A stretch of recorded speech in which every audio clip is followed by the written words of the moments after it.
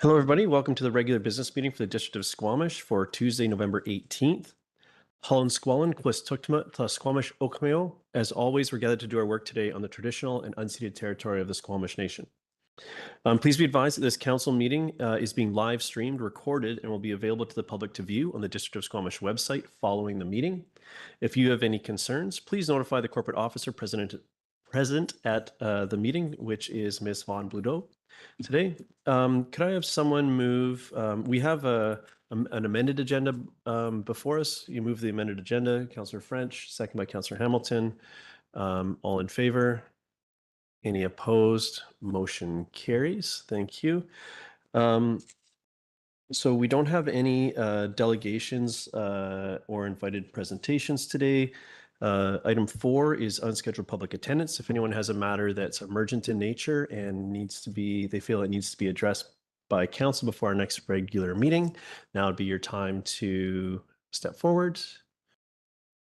Seeing no one, we'll move on to item 5 under public hearings. So this is a District of Squamish official community plan, bylaw number 2500-2017, amendment bylaw, and has to do with our interim housing needs report. And the title was almost long enough to get staff set up. But when you're ready, please start your presentation. And as per our normal practice, we will have a presentation from staff. Council will have opportunity to pose questions, and then we'll open up the floor to the public hearing portion. And there's a bit of a script we'll need to run through as we do that. But that's the flow of the evening for this topic.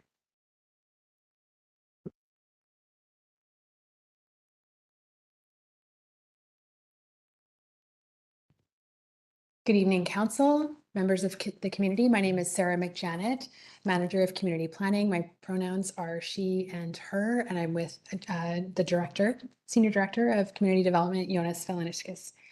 The OCP Amendment Bylaw 3139 tonight is a legislatively required implementation action to address provincial requirements by the end of this year. The bylaw aligns our OCP with housing needs identified in the Squamish Interim Housing Needs Report, which was required by the province, was completed and endorsed by Council in December 2024. Staff will briefly recap the core amendments and the legislative engagement on Bylaw 3139 solicited through referrals and public engagement, and speak to the bylaw procedural and notification requirements.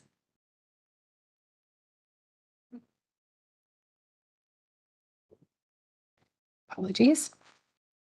The purpose of the bylaw is to align the OCP with housing needs specifically identified in the Squamish Interim Housing Needs Report 2024 update pursuant to requirements in the Local Government Act. Specifically, the Local Government Act now requires municipalities to prepare housing needs reports every 5 years following a standardized methodology. The reports must identify the total number of housing units required to meet community housing needs in the next 5 years, as well as anticipated needs over the next 20 years. An interim report, as you know, was required by January 1st, 2025, which was completed, and the associated OCP and zoning bylaw amendments are required to be in place by the end of this year. Here are the core amendments on the slide. The OCP Section 12 was revised to include an updated introduction with new housing context with latest 2021 census data, as well as reference to our municipal housing action plans and housing needs reports. We've also integrated Squamish Nation census, priority housing needs, and Build 600 action plan, as well as reference to the generational plan. We updated the community snapshot graphic with updated community data. And also we have incorporated a new map schedule B1. This is shown at right. This schedule demonstrates zoned residential capacity through small scale multi-unit housing zoning within our existing growth management boundary. And so this unbuilt capacity is quantified within the policies and explicitly mapped in the OCP in the schedule. And the analysis of these zones show a total zone capacity of over 16,000 units, of which just under 5,000 are currently built. And the estimated unbuilt capacity of 11,300 units is almost double the projected 20-year need identified in the 2024 interim housing needs report. So the analysis shown within the schedule of pre-zoned capacity satisfies the provincial legislative requirement to calculate zoning capacity to accommodate or pre-zone for the number of units identified within the housing needs report. This is just to highlight the core policy 12.2b that highlights the table with the 5 and 20-year housing tables prescribed by the provincial HART tool. And it projects that 1,586 new units are needed between 2021 and 2026. This is 317 units per year. And over the 20-year time span, 6,300 units are needed. Here's our OCP amendment bylaw timeline, including the policy drafting and our council touch points. A first reading of the bylaw was given by council with amendments on May 6. Subject to first reading, council directed initiation of external bylaw engagements in compliance with the Local Government Act. We also confirmed at that time that the bylaw was consistent with the district's financial plan and waste management plans. Intergovernmental referrals were sent out upon first reading and done in the summer, as well as a public comment period through July to mid-September. The engagement informed additional revisions to the bylaw. These were presented to council for consideration. The bylaw was given second reading on November 4th. As required, we are holding a public hearing tonight prior to consideration of third reading and ultimately adoption. OCP bylaw engagement occurred at the consult level. We have met legislative consultation requirements for the OCP amendment through referral letters sent to Squamish Nation, the Squamish Lillooet Regional District, School District 48, as well as outreach to Vancouver Coastal Health. No further consultation was recommended beyond first reading because of the legislatively required amendments are largely prescribed. And for wider community engagement, we published an online OCP bylaw project page with the housing needs report and the associated policy amendments. Public notification for the OCP bylaw amendment readings and public hearing has been completed per our policy and legislation. Ads were published in 2 consecutive editions of the Squamish Chief, November 6 and 13 editions, and on the district's website. And we have had a copy of the proposed bylaw and related information for available for public inspection here at Municipal Hall. That concludes staff's presentation. Thank you very much. Thank you. Council, questions on anything that we've heard or anything in the package before we go to the public? Go ahead, Councillor Pettingill. Just for clarity, and I apologize, trying to look through a couple things here. Has anything changed since what we saw and spoke about at second reading in this? Through to all of council, no changes have been proposed at this time. So the bylaw as presented tonight for the public hearing package and for consideration of third reading is what was passed at the last meeting, November 4th. Yep, go ahead. Yeah, thank you through the chair. And just a point of clarity on process, if I remember correctly, we've done the zoning amendment changes that are included in this OCP, and we actually weren't allowed to hold a public hearing as per the new provincial requirements. So I'm just curious why we're holding a public hearing for the part that's going to make the zoning align with our OCP. For clarity for council, this is an OCP amendment, and so we are required to host a public hearing for the OCP. That is required per the legislation. That hasn't changed. The zoning is totally a separate matter in terms of the public hearing that was not required for the zoning changes. So this is solely for the OCP amendment. Thank you. I also find it an interesting nuance of this whole thing. I have a couple questions around, and I'll come to you after, Councillor Anderson. Thank you for highlighting Schedule B1. I noticed on B1 there's a it shows the growth management boundary, but then it shows some zoning outside of that in a weird little piece. Looks like at the end of Tantalus Road. I don't know if you can pull it up perhaps on the screen so I can orient you. It just feels like a weird anomaly, and I don't know if it's an issue or what should move. So right at the end of Depot, yeah, there's a kind of a jog right there. There's a piece that is zoned, but it sits outside the growth management boundary, and it appears to be the only piece that's like that.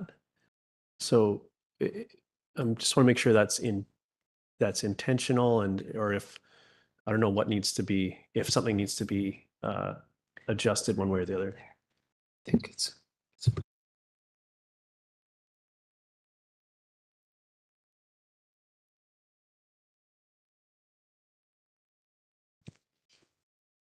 Thank you for the question. There are instances where we have residentially zoned lands outside of the growth management boundary, and there've been legacy zoning attached to those lands. I think it's just that we are not creating new lands zoned residential. So I think it is an odd one, but there's no legal issue with that. Okay.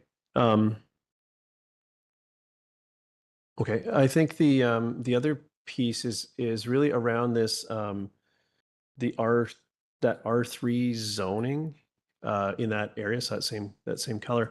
I know that this is a snapshot in time, which is where we are today, but where does that get revisited? Because that's sort of in my understanding and assessment, sort of a holding zoning waiting on the debris flow barrier.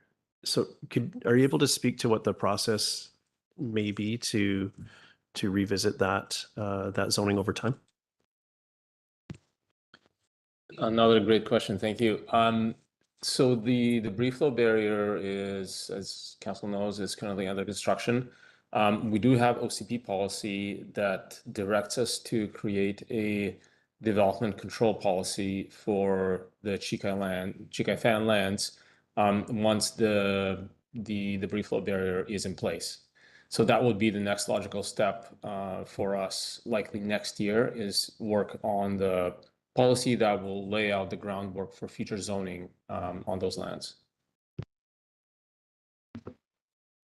Okay, I'll ask those questions more into that when we get there. Just this map sort of triggered that question for me, so I'll leave it there. Any other? Oh, sorry, Councillor Anderson, you're next. Go ahead.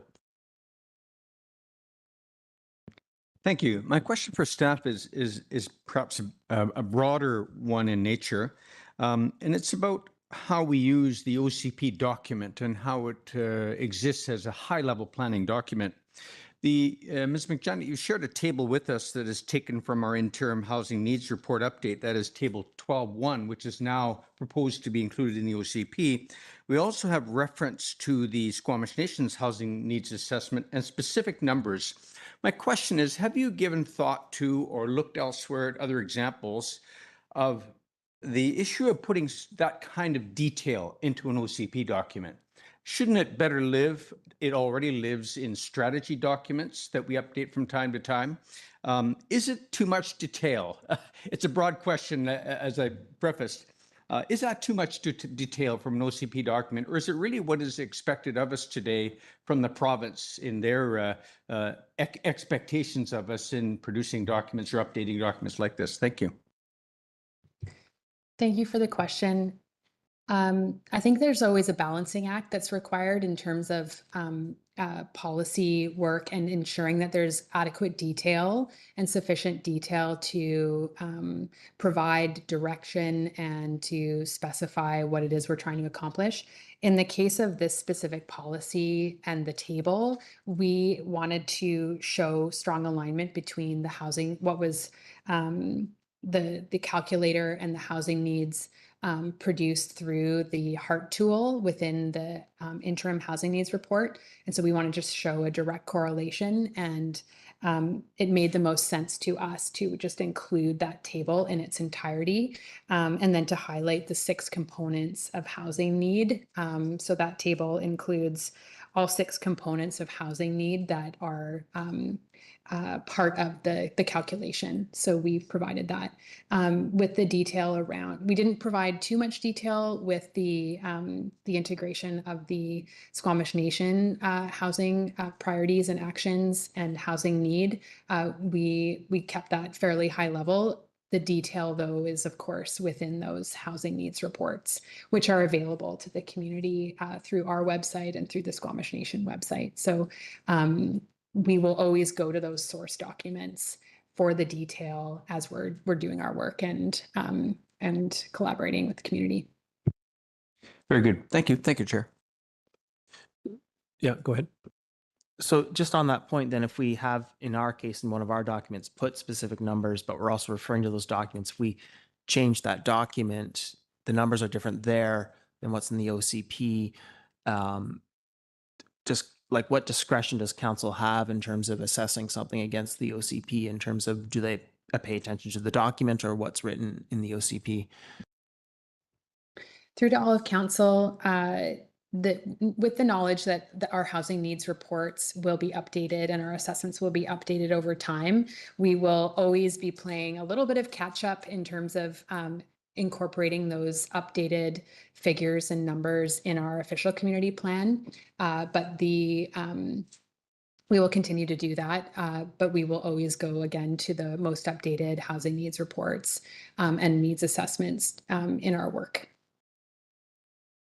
But just for clarity, like, if there's a, if council has to make a decision and a proponent is sort of saying, well, I'm compliant with what's in your OCP, and we're like, well, it's not what's in the most recent version of the document, what discretion would a council have in terms of, would council be held to the OCP, or could council sort of say, no, we're working from the more recent info in the most recent housing needs report, for example?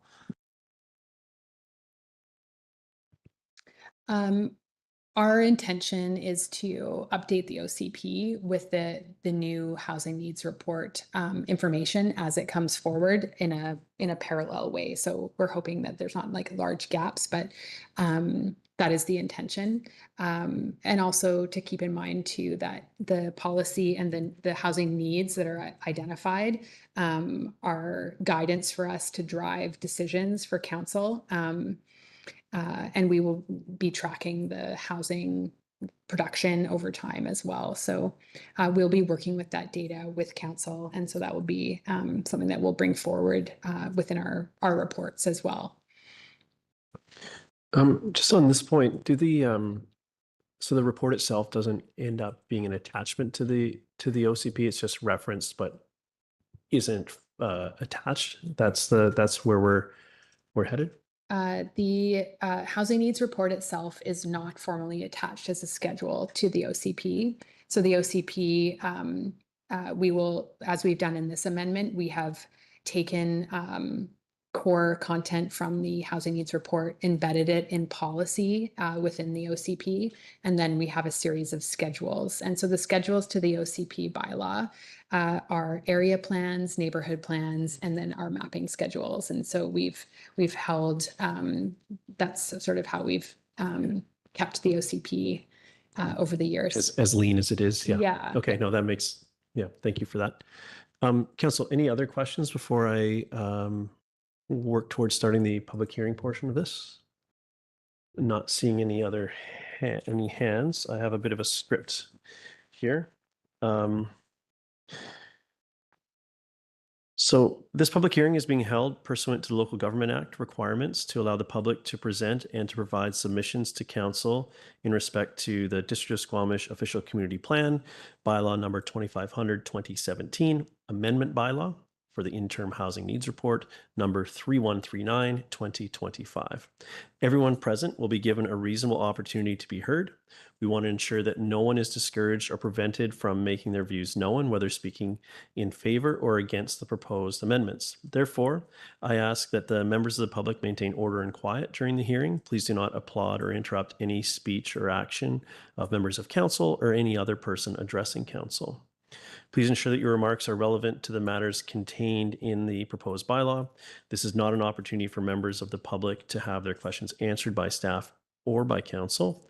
Any questions or points of clarification can be directed to staff by contacting the planning department.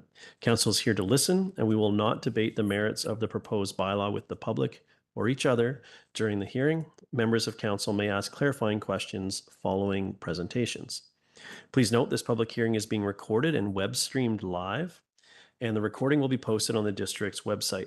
Media may be present and the public can advise the media if they don't want their picture taken. Up to and as part of this hearing, the public has had opportunity to make submissions to council. If any submissions were received, they are available for review and have been included as part of the electronic agenda available on the website. We've received a presentation from planning department and council's asked their opening rounds of questions. So we'll open the floor to, we save space for the any Squamish Nation officials that wish to speak on the proposed bylaw. We do not have any with us this evening. So now we'll open it up to the public. Next, I'll call on any members of the public. Each speaker will have up to 3 minutes to address council. I'll first call on speakers participating in person. Please raise your hand, wait to be recognized, then approach the podium. Details to participate by telephone or via our WebEx online platform are available on our website. There is a moderator who will communicate with people participating online. So we'll open it to the public. Is there anyone that wishes to speak on this matter?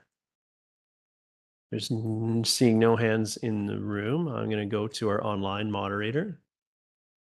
Nobody online with their hand up right now. Okay, sometimes it takes a moment for folks online to figure out how to do that. So I'll try to buy them some more time if there's someone there trying to figure out how to do that. I'm still see no hands in the room. Check back online one more time. Nobody online. Okay.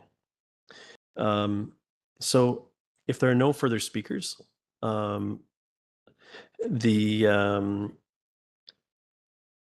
ask council if there's any further information the planning department might provide in response to any comments or questions raised by members of the public, which we did not have any. So we're going to move through that. So now that everyone's been given a reasonable opportunity to be heard, it is a requirement that I ask 3 times if there's anyone else who wishes to speak before we close the public hearing. For the first time, is there anyone else who wants to speak or make a submission? Again, this is online or in person. For a second time, is there anyone else that wants to speak or make a submission? For a third and final time, is there anyone else who wants to speak or make a submission? Seeing none, I declare the hearing closed. Thank you very much. Council, we have the, in my script here, I will read through it, but please note council members are not permitted to receive any further submissions or hear either a proponent or opponent to an application once the public hearing has been concluded. This means that we can't speak in the community or receive emails or phone calls on any of the bylaws until a decision on the bylaws has been made. Any and all communication from this point must be channeled to staff. So, council, we do have the opportunity here, and I suggest we do that, to suspend the order and of the agenda. I'm just going to look up the number here. So consideration of third reading. So this is 7B1. So I suggest we suspend the order of the agenda to deal with that matter now, as we have staff here and we're engaged on that. Are there any questions for staff, or does someone like to move third reading? Councillor Hamilton moves, Councillor Stoner seconds. Comments on this? Thanks very much for all the work on this. It's a provincially legislated process. I think that it's not saying it's a provincially legislated process doesn't mean it's not a valuable process. I think that the housing targets that the province has set out, the process they've set out for everybody in BC to follow, I think that it's a step forward in how we plan as municipalities in our housing needs. And hopefully this will help us plan more accurately into the future and keep our OCP in line with what we actually do. Thanks. Thank you. Councillor Stoner as a seconder. Yeah, thank you. Through the chair, I will also be supporting third reading here this evening for the interim housing needs report update to our official community plan. It does feel a little bit bureaucratic in the process as we are responding to provincial legislation, but to my council colleagues' point, I do think it is important work to be doing. Appreciate the work in updating our interim housing needs and having more updated and reflective numbers. But we also know that this project isn't fully reflective 100%, at least in the numbers themselves, of the types of housing that we know our community needs. So we definitely need more housing, over 1,500 units the next 5 years. The work in both the zoning and updating our map schedule shows that we have 11,000 units that are now pre-zoned, but those aren't necessarily all the units or types of units that we know we need. So over 96 units of extreme core housing need, 31 units of persons experiencing homelessness, 117 units of suppressed household formation. Those are not just units that are going to come online as a result of the zoning that we've done here. That's going to require other work and other partnership and other models. I think some of the language that has been included here and some of the work that we've done in intergovernmental referrals and the responses to those helps set us on a really strong path to be able to do that work in partnership with the folks in our community who are working really hard on delivering the housing that we need across the spectrum. So thanks for the work on this and happy to support it. Thank you. Councillor Anderson. Thank you. While I agree with Councillor Stoner that we have the appearance of something that's a little bit bureaucratic and a kind of a process, we've used the term make work to describe the provincial government's encouragement of what we're doing here tonight, among other things. But I think that there has been a lot of information compiled in this package on the part of staff that is very interesting and containing issues that are very useful for us to consider and be reminded about. And I'd like to briefly touch on three. The report on the engagement of the Squamish Nation is exceptionally interesting, and I'll just quote one line from the correspondent from representing the nation. Many priorities, such as, I won't list them all, are deferred to the 2028 OCP update. We encourage accelerating these actions to reflect reconciliation principles and immediate community needs. We have many challenges in keeping up with demands, but I do agree with the spirit of the Squamish Nation statement there. And we have in the OCP itself a lot of encouragement already in the present document regarding engaging in joint planning with the Squamish Nation, which we should remind ourselves about. We also have policy or strategy documents such as the employment land strategy with 5 different recommendations, specific recommendations on joint planning of employment lands. The other matter that I've already commented on this evening is the detail for an OCP. And one thing that occurs to me is that it seems we're a little out of balance on first look. A lot of new detail regarding housing, but there's just one single line concerning maintaining an employment lands inventory. And perhaps that is a topic that we should be giving more attention to. And finally, for the reason that we need to consider smart growth, housing, jobs, ratio balance holistically and actively, taking a balanced approach to smart growth. And I think we always need to remind ourselves of that, despite the distractions and the encouragement and the pointing from the province to deal with housing. These other areas shouldn't be neglected in our striving for a balanced community. Thank you. Thank you. Councillor Pettingill, then French. Yeah, thanks. I will support this. I think we know housing has been a top priority for our community, especially affordable housing. And this maybe doesn't solve that, but I think it addresses, takes some further steps towards enshrining in our policy some things that we are already active on. I do agree with my colleague that this is very focused on the housing piece, and addressing the challenges we face means addressing employment and other things as well as part of a holistic thing. Also recognizing, though, a more comprehensive OCP update is coming.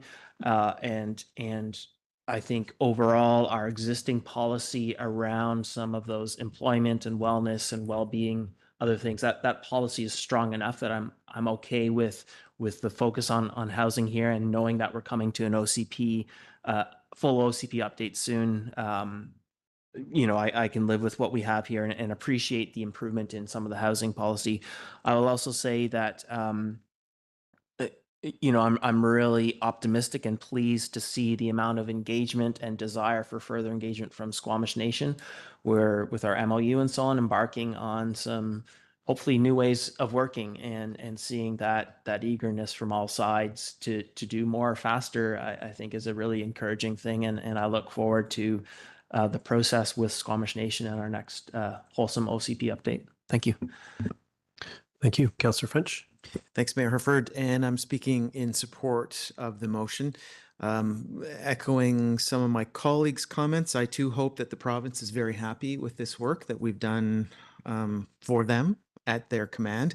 And while we have heard it described as make work, I think that our staff has done an excellent job of taking that make work project and really truly improving our official community plan, and bringing greater value to that important guiding document. And I think that it's fairly universally recognized that right now we're in a very tough financial climate for those that are in the business of building homes. And I think this policy work just helps a bit to help or to advance things for those builders in this tough financial climate. Thank you. And Council, I just wanted to clarify, we have a recommendation on the screen, but what has been moved is third reading, and we can't do them together. So I think we're all on the same page there. I just wanted to clarify. We can, if this is successful, and it sounds like it's going to be, we can consider adoption immediately after this. It's a separate motion. That said, speaking in support of the motion, and thank you to staff for all their work on this. I think there's some great work here. I think yes, make work project from the province, but also making the most of that I think is important. When reading through the housing needs report, it's easy to think about number of homes and changes that we're all likely to feel, and sometimes those are sort of bring up fear for people.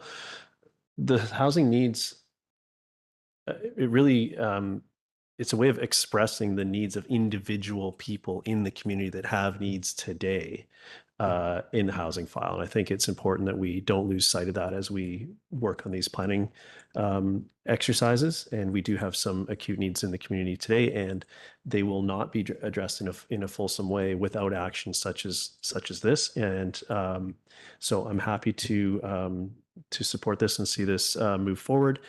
And in a strange turn of events, our zoning is already here, and it's generally we would do OCP first and then zoning, but given the nature of this work and the mandates from the province, we've kind of got the cart and the horse realigned now by taking this step. And so thank you very much for that. Happy to support. So I'll call the question. All in favor?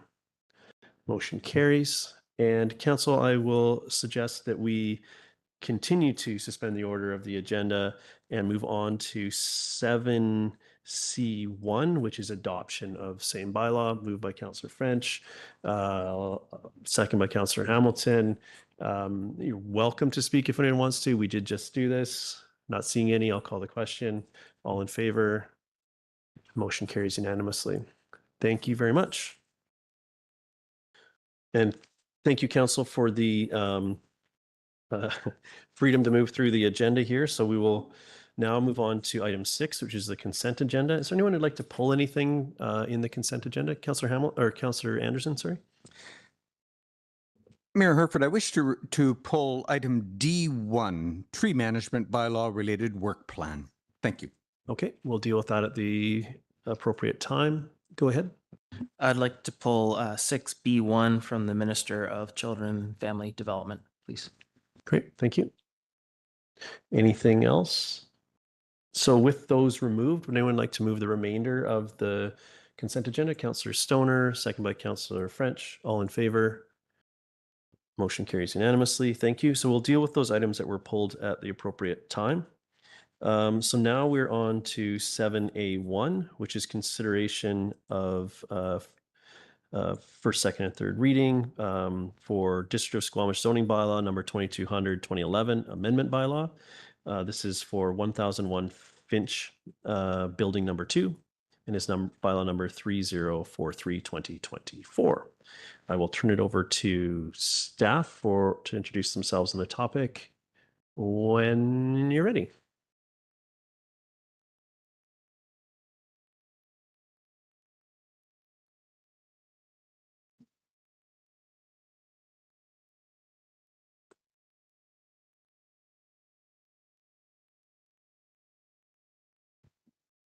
Good evening, Mayor and Council. My name's Asia Philp, planner with the Community Development Department, and I'm here tonight to present a rezoning application for 1001 Finch Drive for consideration of first 3 readings.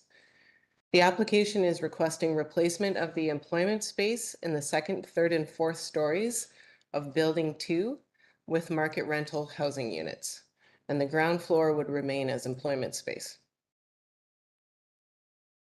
1001 Finch was rezoned in the fall of 2022 to allow for a mixed-use development with a childcare facility and 44 market rental units proposed in Building 1. This has an approved DP. Building 2 was originally proposed to contain commercial space at grade with 3 stories of office space above. The site plan for the 2 buildings is shown here.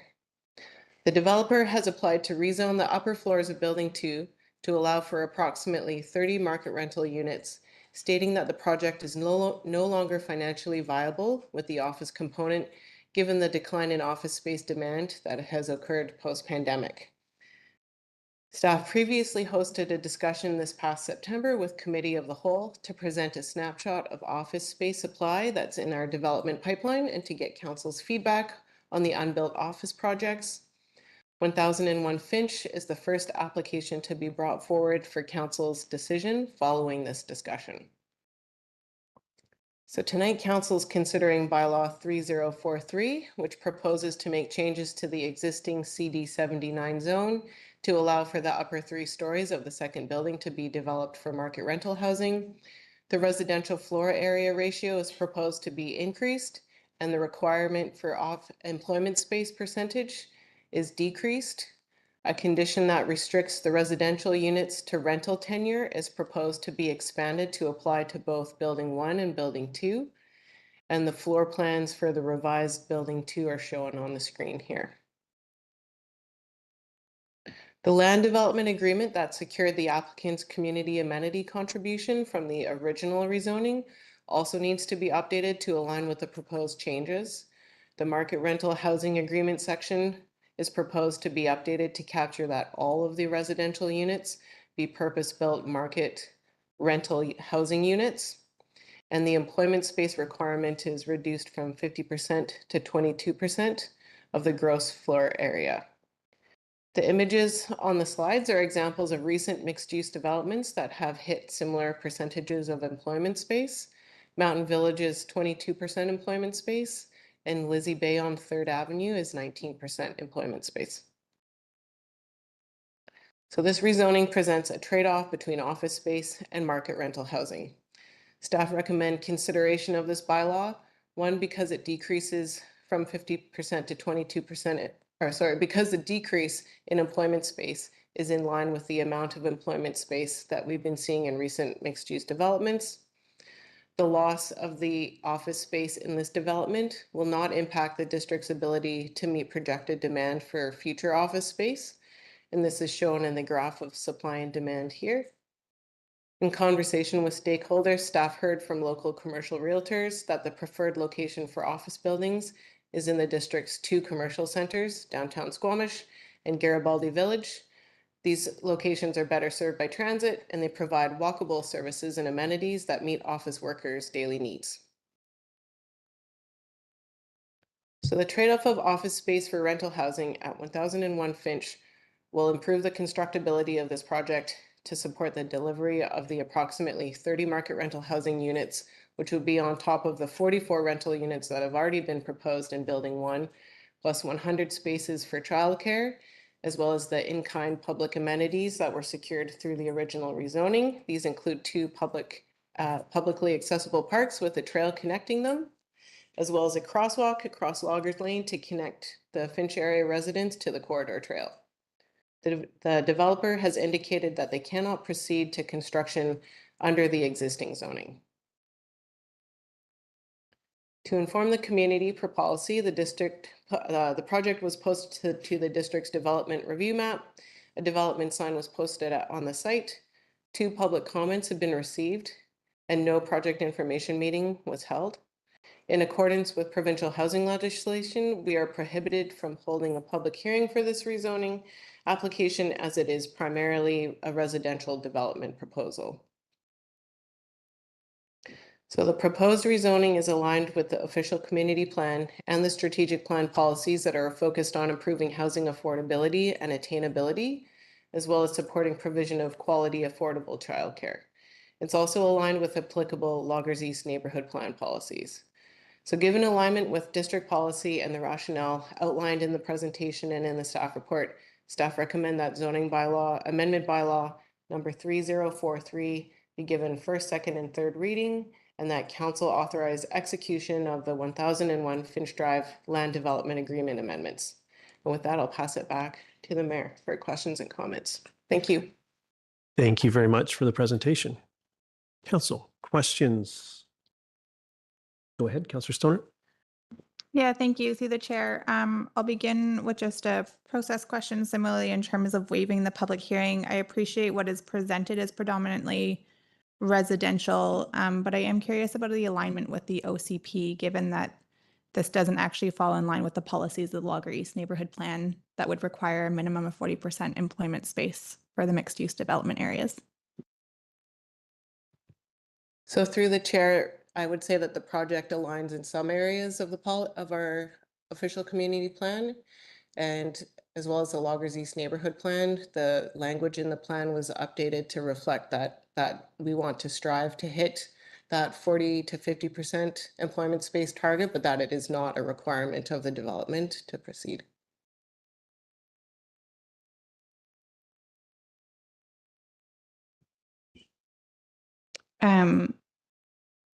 I still am unclear why this would then be allowed to waive a public hearing if it's not fully aligned with our OCP and neighborhood plan. Through the mayor, I'll jump in. The requirement to be aligned with the OCP is more of a broad level and less on a detailed level. So if, for example, the sub-area plan said only industrial use could be here and they were going for residential, we would need to then amend the OCP. Because in this case, staff feel general alignment with the OCP was met. We were only seeking to amend the zoning bylaw, and because it is proposing predominantly residential use, no public hearing may be held.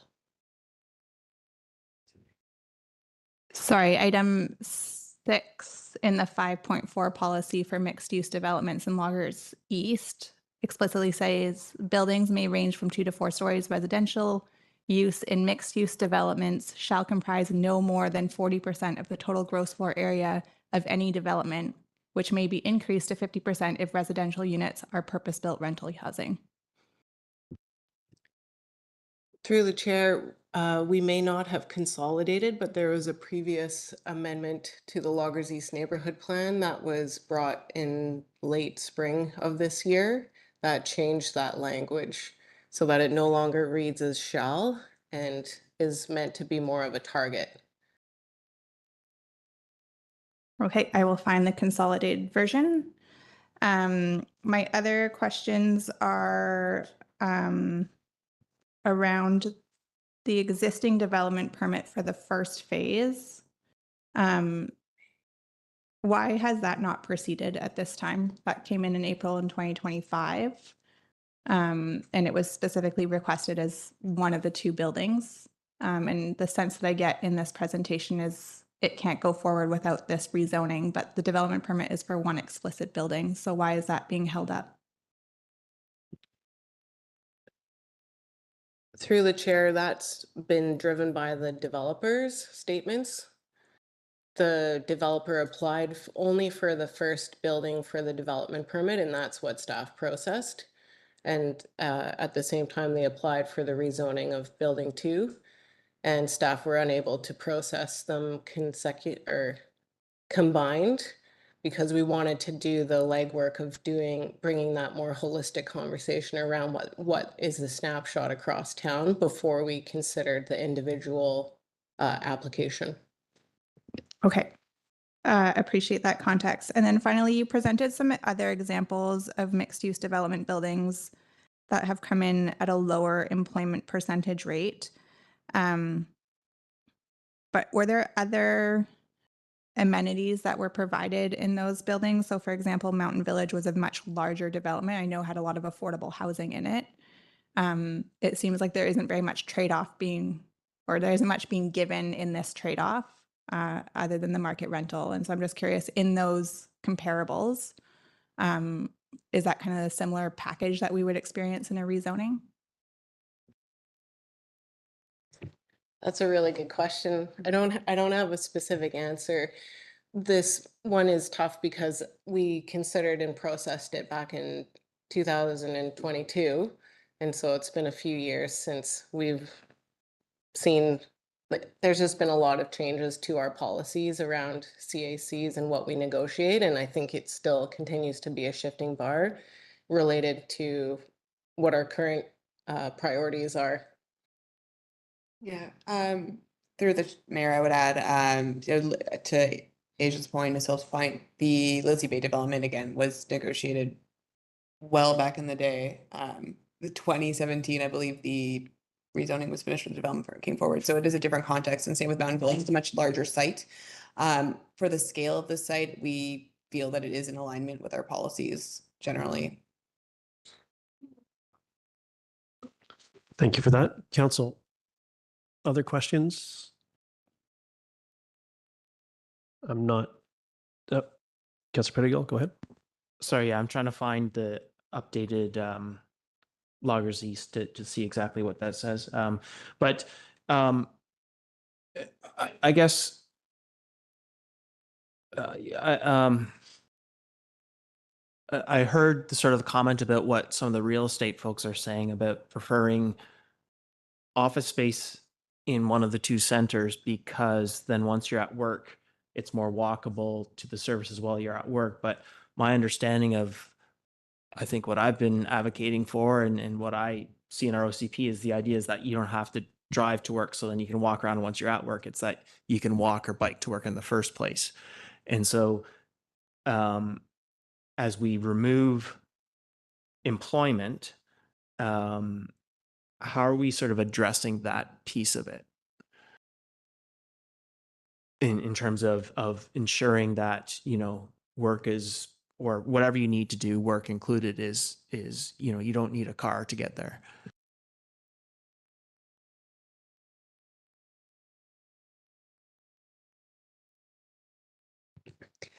Through the mayor and the site, we did consider it more broadly. Within the neighborhood, there's developments to the north in the Mountain Village development specifically that is offering office space and industrial use within what would be a walkable and bikeable distance, as well as its proximity to the business park. But it's not co-located with other office spaces, which made it, in the view of the people we were talking to, a less desirable location for office. Okay, and I'm just wanting to dig into a little bit the discussion around office as opposed to employment. I think sometimes the idea of office comes up. What I hear around this table, and maybe I'm mishearing, is more a concern with employment and employment matched to housing in terms of affordability and so on. And so wondering what discussion or consideration there was of employment versus office, if office is the particular barrier here.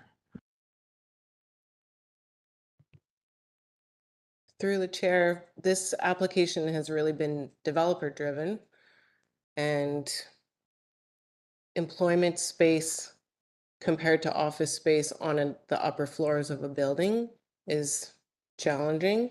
It's most things like light industrial need ground floor access. And that's not possible to achieve on the upper stories.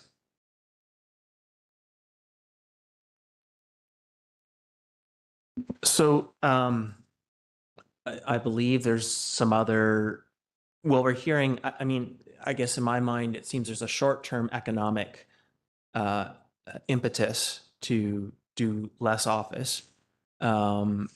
So it's not just impacting this developer. If we say here, this is okay, those next developments that are coming that are going to ask for the same thing, removal of office, less office than our policy in exchange for rental or other residential, are we sort of going against what we said at the last committee of the whole, or is the reason why this is different than all the other ones that are likely to come? Or what, like, why should we consider this here? And what impact does that have on those future ones that are likely going to come with the same ask?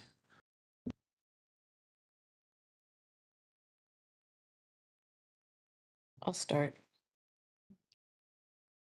So I'll begin by saying that, like, when a developer makes an application, we're obliged to process the application and look at the site specifics.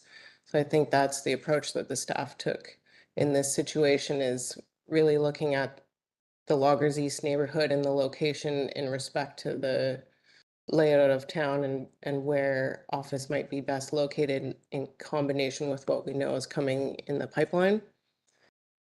And in regards to other potential applications, we'll review those on the merits of the application and what has been negotiated in the past and what the developer is offering particular to that specific application.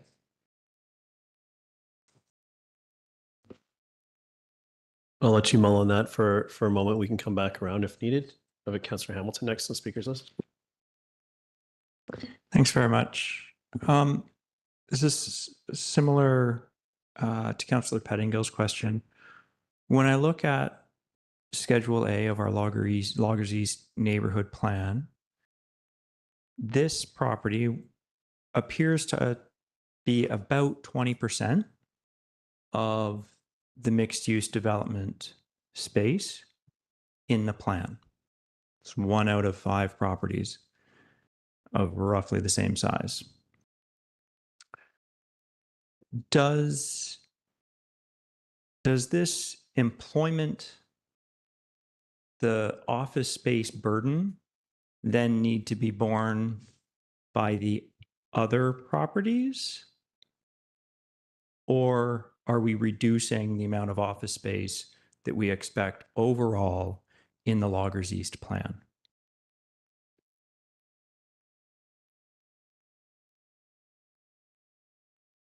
I don't know if I can clearly articulate the other properties that have the same mixed use development zoning. There's no other active applications at this point, so it's, I think, unreasonable to speak to what we think or expect is going to happen.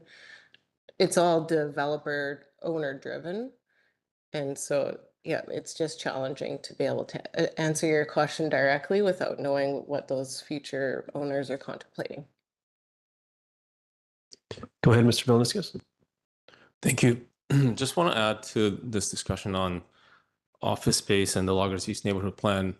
When we worked on the Loggers East neighborhood plan, development feasibility and outlook was very different than where we're at today. You know, times have changed. Sometimes you put the best plans forward, and then times change and you have to adjust. And I think council has adjusted with the last amendment that replaced that shall with may requirement for office space. So that's just the reality. The question is whether, council wants to see continued development in the Loggers East, or are we okay with waiting it out, essentially, as times change, and hoping for change in the future, and that something will happen on this property, not now, but in the future, essentially. That does have an impact on housing supply, and what the proponents have proposed here meets our policy in terms of community amenity contributions. They are proposing rental housing, which is it has a neutral impact on CACs. So it's really the question to council is this office space is not going to get replaced somewhere else in the Loggers East neighborhood area. The kind of original vision, I think, for that area and for these lands was envisioned more like a light industrial with some residential mix. And office came up in this scenario because the proponent thought they could deliver that. But what we've seen is this application sort of, stall out over time, and they're looking for a way to find a path forward in this current climate. Yep. Follow up, and then I'll go to you, Councillor Stoner. Yeah, thanks. Speaking to the recent update on the, I think I found it. Yep. The updated wording in the Loggers East plan. Buildings may range from 2 to 4 stories. Residential use in mixed use developments should comprise, as opposed to shall comprise, no more than 40% of the total gross floor area of any development, which may be increased to 50% if residential units are purpose-built rental housing. And so I'm struggling with how we still have this language that it should. It's a slightly less strong than shall, but how we still have this plan, but willing to make a complete compromise, like from 40 down to just single floor, 22%. That's quite a big compromise for the first development that comes forward in this mixed use development area.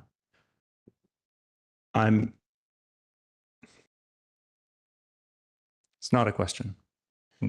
The piece I'm struggling with is when we set plans in place, should we be changing the plans or should we be taking one-off applications? I don't see how we can stand firmly in our plans if we take one-off applications that deviate significantly from our plans. And I see this as a significant deviation. So that's a comment to council. I think that's not a question for staff. So thank you for the comment and for recognizing it as such. I'll go to you, Councillor Stoner. Yeah, I do have a question to Mr. Belaniskis on his previous point, where I appreciate that the context has changed since the initial rezoning occurred in 2022. At that time, we did actually secure CACs for market rental. We don't anymore, and as this rezoning application is not presenting that. And so I guess my question is, like, how does staff weigh that, where we gave concessions because we didn't collect CACs in 2022 for the employment space, but now they're coming back and our CAC policy actually doesn't require us to get CACs for market rental anymore. It feels like we're missing, so how do we square that from a perspective of we gave them something in exchange for employment space back in their original rezoning, but there doesn't seem to be any negotiation that has happened here on what the benefits are other than making the development viable. Through the mayor, I think one of the benefits of this proposal is the childcare facility that's proposed that is perhaps contingent on the rezoning for all of the development pieces to go ahead. But we are assessing the application on the merits and the policy of today. The applicants have applied for a rezoning, and so we have to apply our policies of today. Development overall has become more expensive, whether it's market rental or for sale or employment space. So it's just we have to recognize that if we want to see market rental development, then we have to honor our policy of the day. And then my follow-up question to that is, have we included anything in the land development agreement that would then secure the actual build? So if we are to take this risk, enable them to actually build the project to get what is left of the 100 childcare spaces, is there anything in the land development agreement that will actually make that happen? I can answer. So through the chair, the childcare is not secured in the land development agreement. That was in a lot of discussion with the applicant. The spaces proposed to be utilized by Squamish Montessori School, which would probably make a huge investment from their perspective in order to build out that space and do the tenant improvements. And so it's unlikely, but not impossible, that it would be utilized for something else in the future.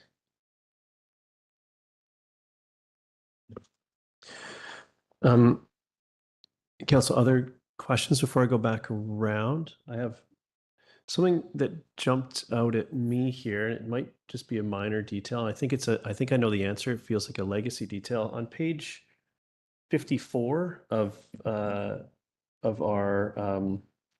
agenda, which shows the ground floor drawings, there's the entrance to Finch is labeled as hotel entrance, which I think is a legacy from a previous piece. I just want to make sure that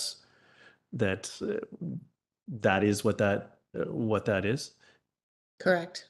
But so labeling aside, the physical layout is is correct and what's proposed. Yes. Okay.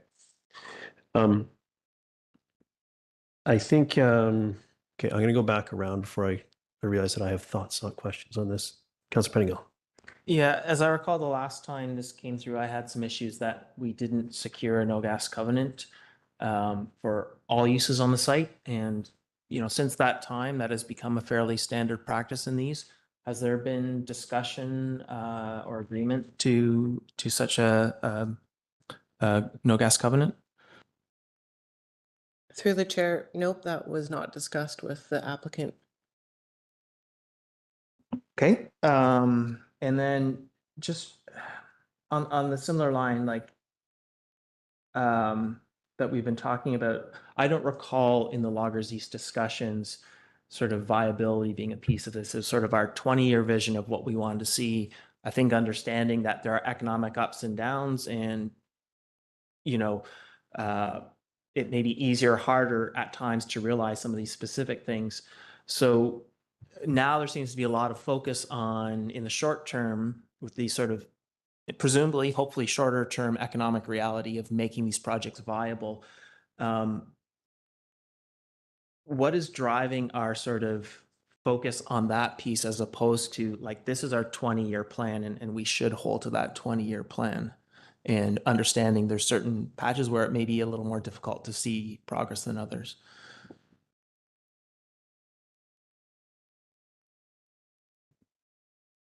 Through the mayor, that is an excellent question. Thank you. We have only seen one application in this mixed employment area, and so it's been a few years now since the plan was adopted by council. We've done one adjustment to the plan to go from shall to should.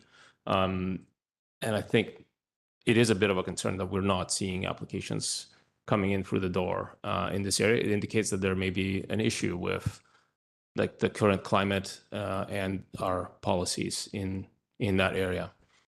So it really is a council's decision whether to let go of of those policies during these times, or to try and maintain it and see if it's feasible in the future. But would it be reasonable to also, or alternatively think, maybe the market is still pushing for commuter rental, sort of Vancouver housing, and the policy changes we should be making are sort of maybe economic development ones or other ones that make sort of housing and these local employment pieces work together. I guess, why would this be the piece that we change on, of just going to housing and sort of throwing away the employment piece? Is that a question for staff or for your colleagues? I guess, is there a particular reason why staff would recommend we consider that path, or is that just the thing that council needs to grapple with? I guess it would be. Well, staff are recommending to council that we proceed with the application to rezone the site based on current climate conditions and based on the fact that we have a rental housing shortage that's still below 1% in Squamish. So that still is a critical need. The office space in this area has never been clearly feasible. I think what we see is proponents, especially when the economic feasibility is strong, propose an overcommit sometimes.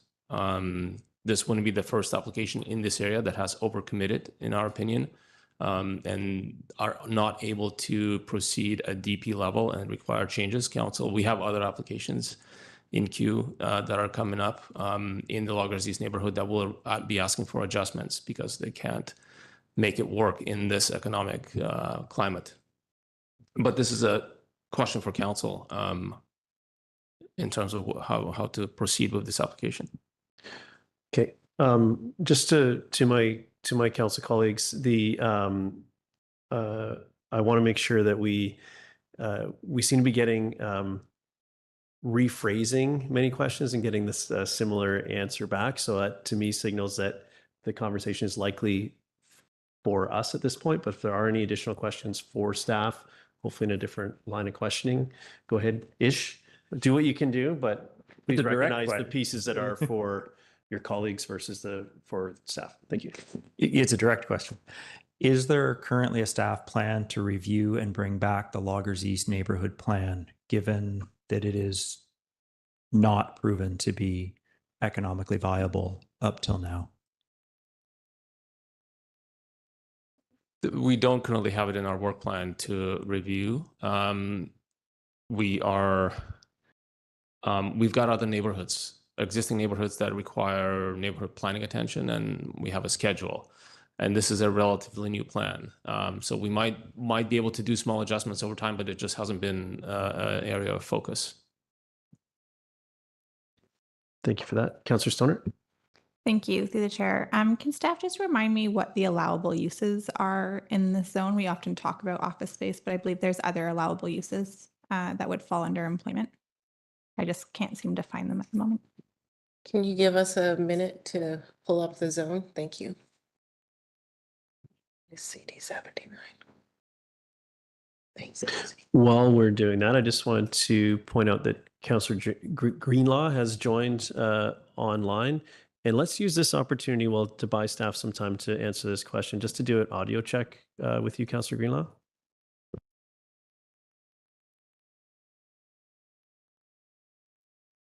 Can you hear me? We can. Thank you for that. And I'm assuming you can hear us okay? Hi. Okay. Was that enough time, staff, or do we need a break? You're good? We're good. Okay, back to you. Just to clarify for Councillor Stoner's question, just the employment space related uses. Yeah. So in short, like, does it have to be office space? Are there other things that could go in that building? It allows a very wide variety of employment uses. So again, coming back to the conversation with Councillor Pettingill on what can go on the second and third and fourth stories, that is considered to be often limited by what doesn't need ground floor servicing. Councillor French. I'd like to move the staff recommendation if you're ready for that. I think that's where we are. Councillor, are you seconding that? Okay. Go ahead. Would you like to speak to it? So I'm moving this forward partially because this development has been through a ringer. We've seen it evolve from including a hotel when it was first brought to us, which was not well received by the residents of the neighborhood. And then to include a significant amount of office space, which we've heard about tonight, and now market rental housing. Market rentals are needed. We all know that. So is childcare space, which is proposed for this building. And this isn't a theoretical childcare space either. There is childcare happening on that site right now in temporary buildings that, and the vision is that that operation will move into the permanent building once that building is constructed. And I support this current option for the site as I see what we've got in front of us as being one of the only things that's going to work at this location in this time, in this current reality. And I heard some keywords from Mr. Valaniskas tonight that I think are super important in this discussion. Development, feasibility, and times change. And a lot has changed in the last few years since we first saw this as a hotel-focused development. And we know now that the office space that was proposed a few years ago is no longer viable. Banks are not touching this type of development. So why would we demand the construction of office space just to have it built, knowing that there's little to no demand for it, so the space sits unoccupied for who knows how long, when we have this option of housing that is very much in demand, that will be occupied the second the paint dries on the interior? Thank you. Thank you. Councillor Anderson, go ahead. Thank you. Speaking in favor of the staff recommendation, I'll firstly comment, though, that I really do appreciate the, to quote staff's phrasing, the snapshot across town regarding the status of office and the predicament of development applications. That is the snapshot across town we received on September 9, as well as the one this evening. In the Loggers Lane East plan, the employment space issue really is the displacement of medium industrial. That's the key employment space issue that arose out of that land use plan. There is in the 2015 employment land strategy and in the follow-up modeling exercise of 2020, which was based on that 2015 work, reference to employment stresses on employment lands that did not point out that our stresses were office. It's medium industrial. It's plainly spelled out. I have a list of 25 companies looking for industrial land, and none of them are light industrial or office. They're all large format, light industrial and medium industrial. We have our strategic plan, item 4.4, which staff has cited in the report. That strategic plan objective 4.4 is a broad one.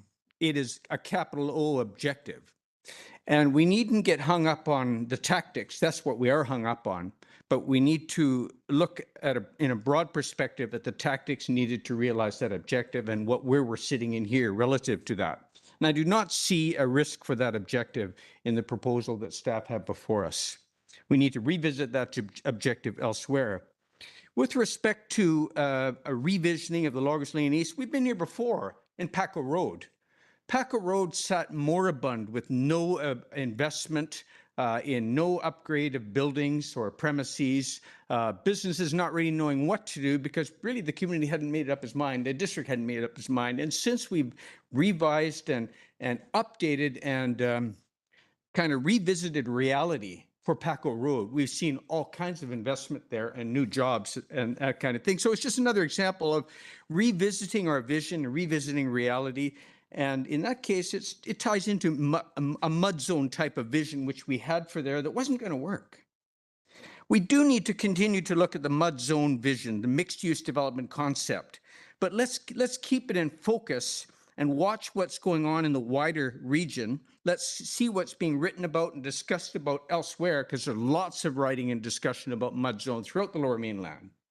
And just keep it in perspective, but not get hung up on it here. I feel satisfied that our council objectives are being looked after in the staff recommendation. I think that we do, as Mr. Valaniskas has suggested, have other priorities rather than to revisit the Loggers Lane East plan. Thank you. Thank you. Councillor Pettingill? Yeah, I'd like to test an amendment. Yep, go ahead. So I'd like to add to C that a no gas covenant be secured for all uses on the site. Okay. Is there a seconder for the amendment? And I guess, and before I actually entertain that, I'll go to staff. Is this something, and I don't know if it's to ledge staff or to planning staff, that can happen at this time in this way? Is that Could we ask for a 2-minute break? yes, you can. There is, so just to orient everybody, there's a motion on the floor. There's an amendment, a proposed amendment that has not been seconded. That's where we are. Oh, what's that? Oh, Councillor Greenlaw has seconded. I would like to have the technical to make sure that we have the ability to do this, which is separate from whether we should or not, just to make sure that we understand that. So let's take a quick recess. Is Mr. Velasquez, is five's okay?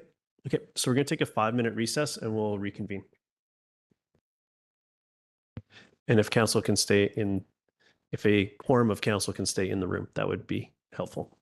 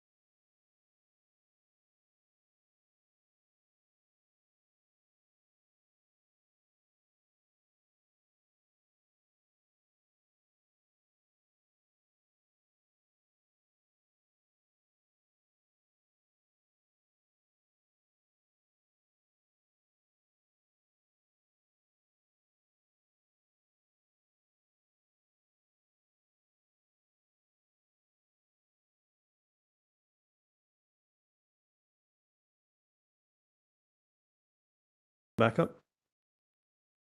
Okay. I'll go back to staff. We're back from a 5-minute recess so we could receive some advice on the amendment. Who would like to speak to that? Through the chair, staff would advise the amendment is doable if it were to be approved. Okay, so we're on side. Should we decide to proceed with that? Okay. Thank you. I wasn't sure if we needed to, if second reading with this piece attached was more appropriate, but okay. So Councillor Pettingill, would you like to speak to your amendment? Yeah, thanks. I alluded to it earlier, but this has become sort of, I think, as we're trying to grapple with the climate crisis, fairly standard for us, thankfully. And I think, we haven't addressed, to my recollection, what if we remove employment, what that does to parking needs and some of those impacts then on the fallout emissions from more people in cars driving to work or whatever. And so at least this is a little piece that we can do that is consistent with our practice. So I think it makes sense that if this proceeds, that it has this, that it's, reflects the sorts of building that we expect of other developers in Squamish. Okay, thank you. Councillor Greenlaw, would you like to speak to it as seconder? Yeah, I'll speak to it. Like similar sentiment to Councillor Pettengill. I view these kinds of motions as kind of future proofing and moving towards the future, but also trying to minimize the impacts of climate change. So I'm happy to support. Thanks. Thank you. Anyone else wish to speak on the proposed amendment? Go ahead, Councillor Anderson. I look forward to a discussion focused on the purpose and goal of the Councillor Pettingill's amendment. That is really a review of part of the climate action strategy. I think that there are issues that need to be considered by us in our community energy policy, including where bioenergy fits in. There's a lot of discussion in other municipalities about these no gas covenants, and I think that some of the points being raised are valid. I will support this motion this evening, but I look forward to a broader discussion of where we should be going on this and catching up with the dialogue going on in the rest of the world. Thank you. Thank you. Other comments? I think I'm speaking in support of the motion. I do think that this has become sort of our common practice, and I don't see this as a huge deviation from that. So I'll be supporting. Seeing no other hands, I'll call the question on the amendment. All in favor? And motion carries unanimously. So now we're back to the main motion as amended. Councillor Pettingill, do you have comments on the main motion as amended? Yeah, I think I'm still sort of deciding what to do here. Well, I think there's sort of the elephant in the room for me, and I've expressed before, so I won't spend a lot of time on it. I have concerns about the proximity to the pipeline, working on getting through that, but I'm not comfortable in general with more density. Setting that issue aside, what do I think of the rest of this? I feel like it's worth sharing that perspective. I do think that if we are not seeing these developments go, I mean, our vision, I think, is a walkable community with employment in the community, where employment is matched to the housing, where we're not just building housing, rental or otherwise, for Vancouver and people who are spending most of their life commuting. That's not the community we've envisioned. And so to me, if we are seeing obstacles or roadblocks there, our job isn't to respond to short-term market conditions. Our job is to establish and find ways to meet that, or to define that long-term community vision, and then put it to our planning staff and developers to figure out all the innovative ways to make that happen. And we haven't, it sounds like, secured the childcare space. We haven't sorted out what kind of adjustments do we need with parking if the employment isn't going to be here. And so I am struggling with this a bit, even aside from the pipeline risk piece for me. Thank you for that. Councillor Stoner. Yeah, thank you. Through the chair, I won't be supporting 3 readings this evening. I would have entertained 2 readings, and if it looks like this might fail, I might propose an amendment. I don't think that this is a fair trade-off at this point for the rezoning that only initially occurred the previous rezoning just 3 years ago. While I appreciate that the context may have changed a little bit, a combination of the number of hours, both around council table and within community around developing the Loggers East neighborhood plan, combined with the amount of time and effort that went into establishing the negotiations that went into the rezoning for this particular site following the Loggers East neighborhood plan, culminates into years of work.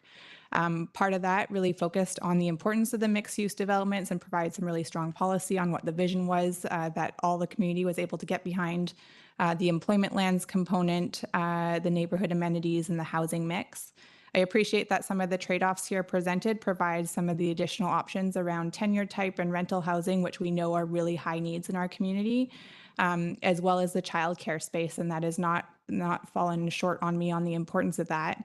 The challenge that I have is that in the rezoning, there is nothing that actually secures that space as childcare. And I appreciate that there's been ongoing conversations with Squamish Montessori, but it is not guaranteed as written in the land development or in the zoning that necessarily come as childcare space. And so unless that was secured in this rezoning, I would maybe entertain it. But that's why I'd like this to potentially provide second reading with direction back to securing that childcare space if we are going to reduce the employment space, as well as put a sunset clause on the land development agreement, which we have done in the past. When we are trying to respond to short-term market conditions, that means that we need some sort of certainty that that land is actually going to get built on in the short term, because that's the benefit that they're getting, not that they can hold on to it and choose to develop in 5 or 10 years when it suits them to do so.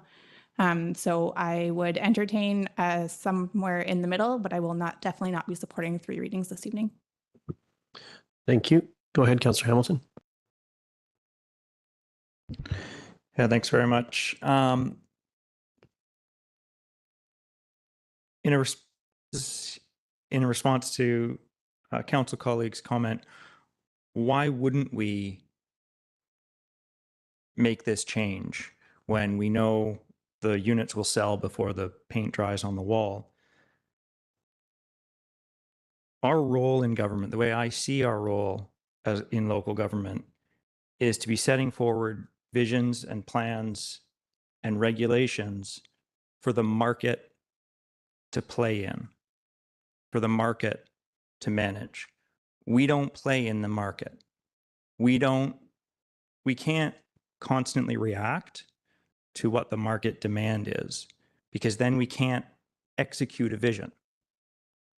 And so my struggle here is that we have a very recent vision for a neighborhood, a new plan that we seem to be having trouble implementing. Does that mean we just ignore the plan and take applications as they come? Or does it mean we look at our plan?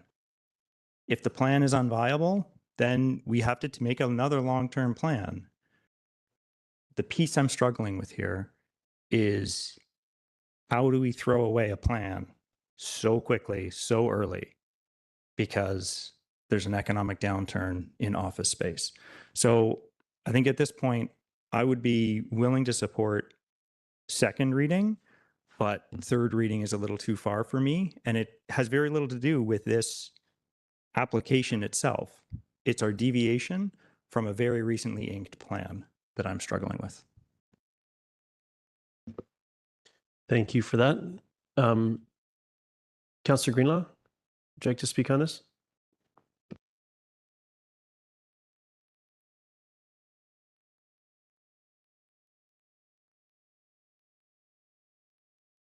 Oh, saying no? Okay. I think, yeah,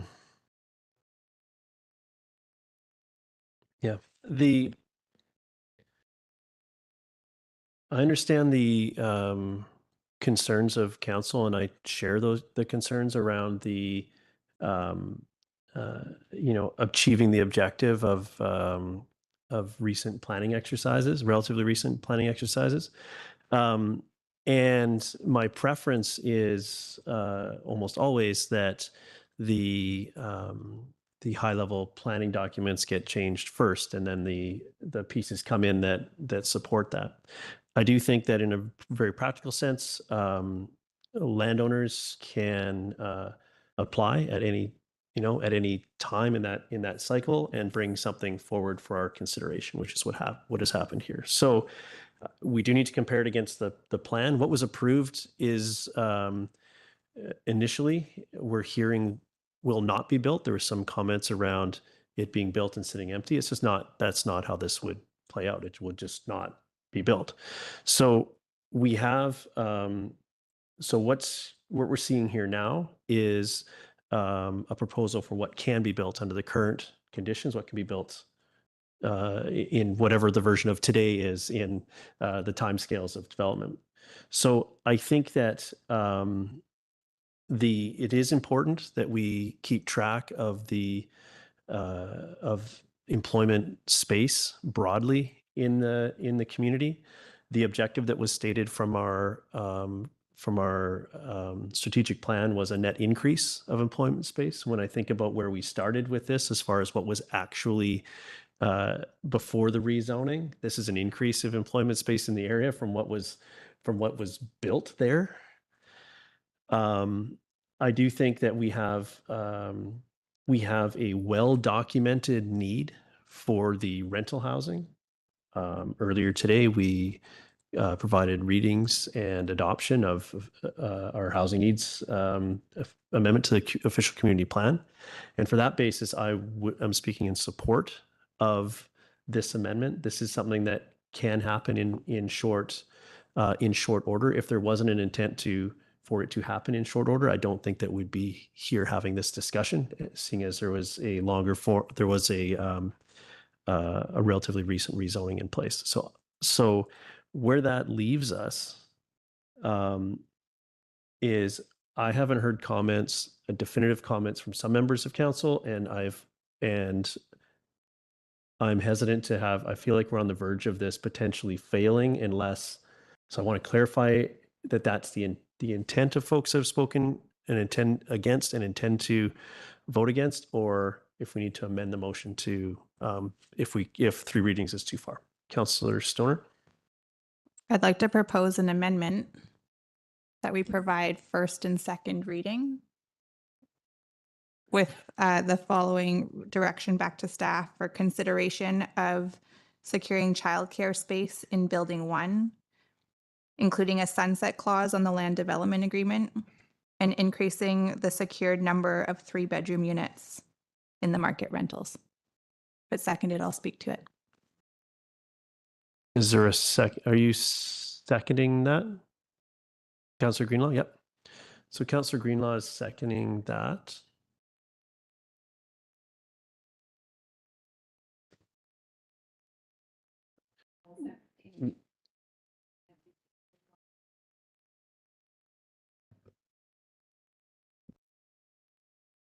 We'll just give a second for them to consult, and then we'll see so just hold comments for a second.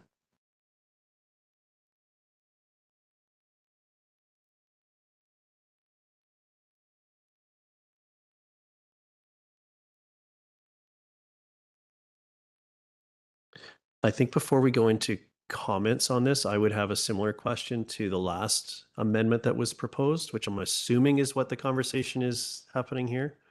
So if we need to take another break, we can do that.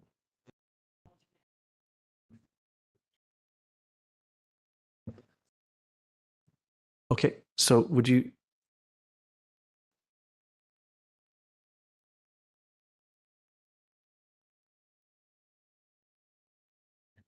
Okay, so we have, just to orient everyone, we've got a main motion that's been amended. We've got a second amendment here. It's been moved and seconded. That's where we are. Could you, staff, have comment on the proposed amendment, and if we are on side with process with this?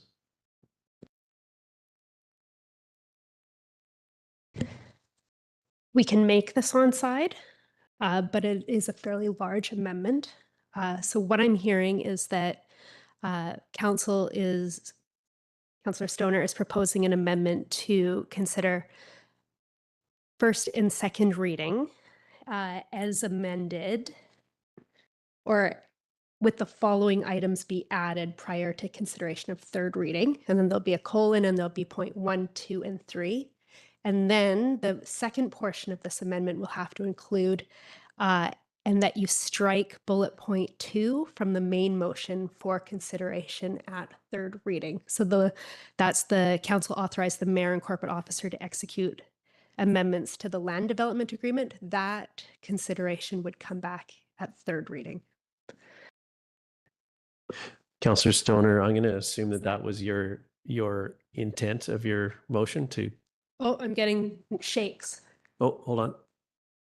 Yes. Well, Through the chair, If we- staff's advice is to just go with the alternative recommendation with the bullet points instead of having any amendments to the original motion. So That would require my colleagues to take their motion off the floor procedurally. So I'm trying to make sure that this doesn't fail.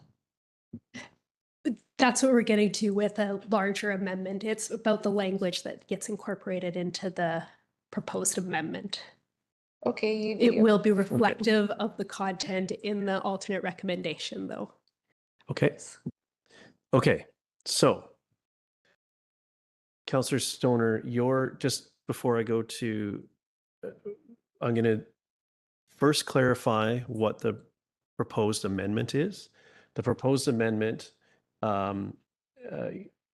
reduces the number of readings and adds those bullet points, and also strikes the second point, the second clause that council authorized mayor and corporate officer, that language. That was your intent, Councillor Stoner? Yes. Okay. It's been moved and seconded. I'm going to give Councillor Stoner an opportunity to speak to her point of clarity before that. Go ahead. So I put forward successfully a particular amendment to the second piece, which is a portion I would like to retain. Do I have to reattempt that? Because that was supported. So the only part that is changing from the motion that was moved, seconded, and then amended is the number of readings. So that your initial amendment is included in this piece, is my understanding. Could you clarify for us, please, Ms. Von Bluto? No, the no gas covenant is letter C as part of the second clause. So it is attached to the land development agreement. The proposed amendment, if council considers it how we're discussing it, would strike the no gas covenant from the motion that it would be considered as the main motion if Councillor Stoner's proposed amendment is successful. So we may need to deal with that in a separate, and again, another way, is my understanding. Councillor Stoner. Can I make a plea to my council colleagues that they consider taking their initial motion off, rescinding their initial motion off the floor so that this can be cleaner? Or if they feel committed to it, that's fine. We can vote on it. It just may fail. Given that it's been moved, seconded, and then went through that amendment, is that a procedural possibility? Oh, we haven't done, this is getting into space that at least doesn't happen frequently, but I don't recall it happening prior. So there is a motion on the floor right now. The best way would be to withdraw that motion, which you could, if there's any uncertainty around the withdrawal, council should vote on it. So On withdrawing it. yes. Okay. So, and that the original mover and seconder of the motion can do that even if it's been amended subsequent to that? So we are strictly talking about the amendment that was put forward by Councillor Stoner. So to withdraw that, someone could move it and second a withdrawal to the amendment. And then the next vote would be on the main motion as once amended to include the no gas covenant. And then we would withdraw that because that. Then you could withdraw that. Wow. Okay, we have a process here. Councillor Pettingill, allow another question. I just want to make sure that we land in an intentional place with this and we don't kill it unintentionally. Go ahead. Sorry, would it not achieve a similar result for if Councillor Stoner, sort of friendly amendment, add the no gas covenant into her list, and then it's just as staff has discussed, and we're essentially moving what we had to 2 readings instead of 3?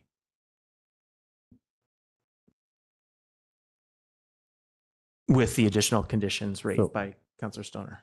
I'll go to corporate officer on this. I'm not suggesting that that's what needs to happen to Councillor Stoner, but if it was moved from if the no gas item, which is item C in bullet point 2, was moved to the list or a list such as Councillor Stoner's proposed here, would that keep that alive without having to walk back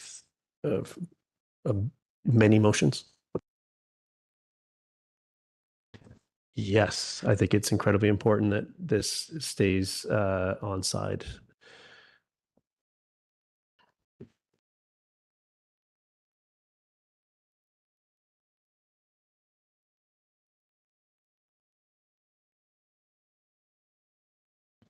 Councillor Anderson? Chair, is it possible we could have a written version of the motion? Yeah, we'll make ahead of that. us? Thank you. We'll make that happen. I think, Councillor Anderson, what I'm thinking, or council, what I think should happen here is staff's obviously doing a huddle. We've been into some very particular stick handling of procedurally. So I would like to, once we get this answer, I would like to have whatever it is we're discussing shown on the screen so we have extreme clarity for ourselves, the folks attending, and the records in perpetuity.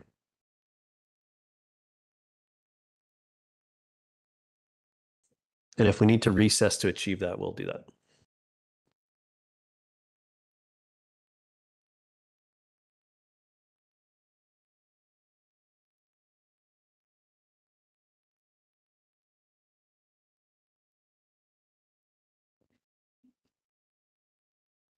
So, sorry, I was, while you were discussing, I don't know if you heard my intention. I'll take the advice that you have for us now. I would like, before we consider voting on anything, I would like to have it on the screen so we can all make sure that we understand it and the public and the record can understand as well. So I'll go to you. If council chooses, the no gas covenant can be added as an additional bullet point. Okay. And that would happen by the original mover amending the motion. We haven't started to debate that motion, so I just want to make sure that we do that in the right way. Or does it need to be a two-step process where we need to go through another amendment, even though we discussed the matter in a previous amendment? I would suggest, because this is getting a little bit unruly, that you consider the amendment, and then if there is a desire to add in a no gas covenant, that a third amendment be put on the floor to add the additional bullet point. Okay, so we are going to debate this amendment. Councillor Stoner, would you like to first? Just want to make sure before we do that, I'm going to, as is our practice, we'll go to Councillor Stoner who to speak to her motion. I think, but I would like to have it on the screen. Does staff require a moment to get that technology going? Okay, let's take another 5 minutes. We'll get the language on the screen, and I think that'll set us up to be best equipped to have this conversation. So we'll be back at 7:50. So we'll recess the meeting. Thank you. And again, if a quorum of council could remain in this room, that'd be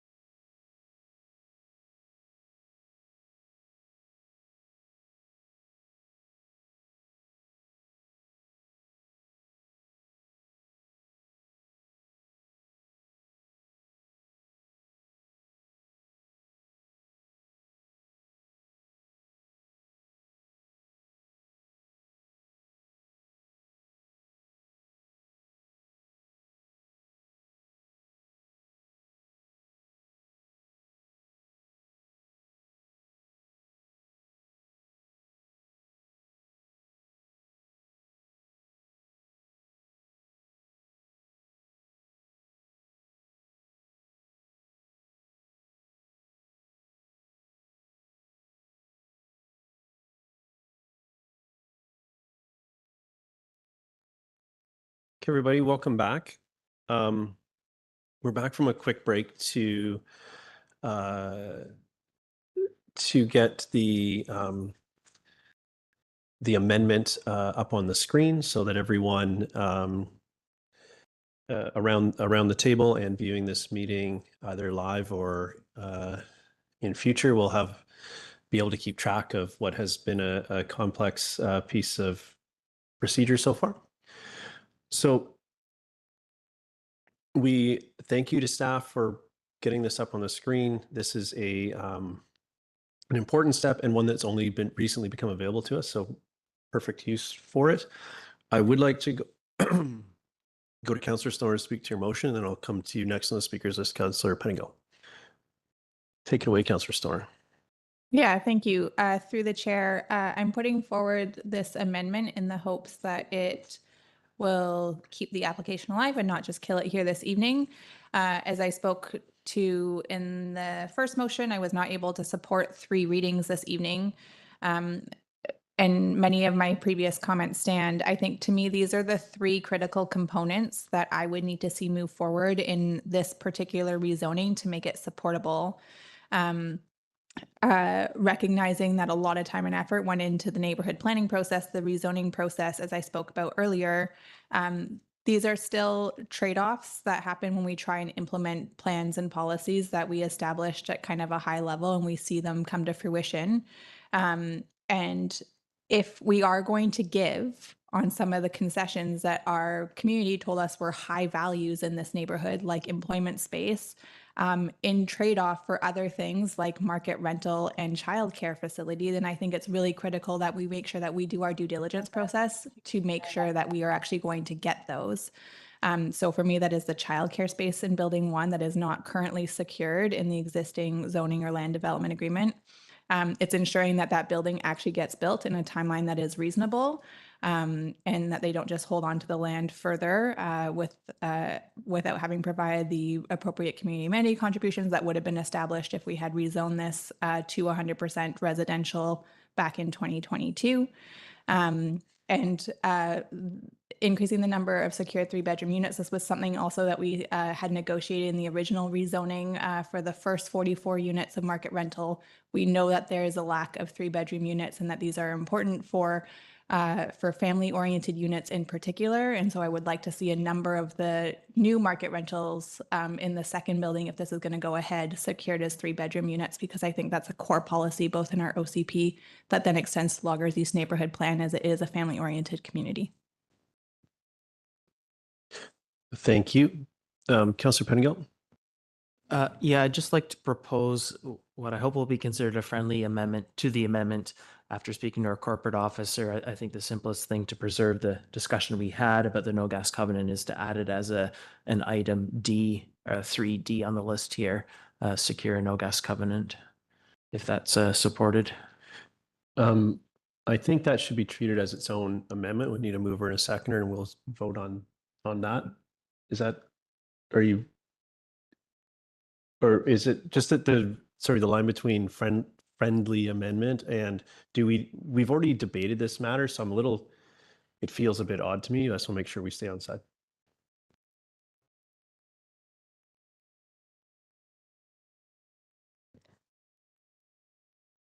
I think it could be treated as a friendly amendment if the mover and the seconder were both in agreement. However, if there's any questions, it should be treated as a formal amendment and voted on. Thank you. Councillor Stoner as the mover. I am supportive of it being added as an item D, a no gas covenant. Okay, is that okay with the seconder? Councillor Greenlaw, that was you. I'll take a thumbs up. That's an okay. So that's a friendly amendment. Thank you. I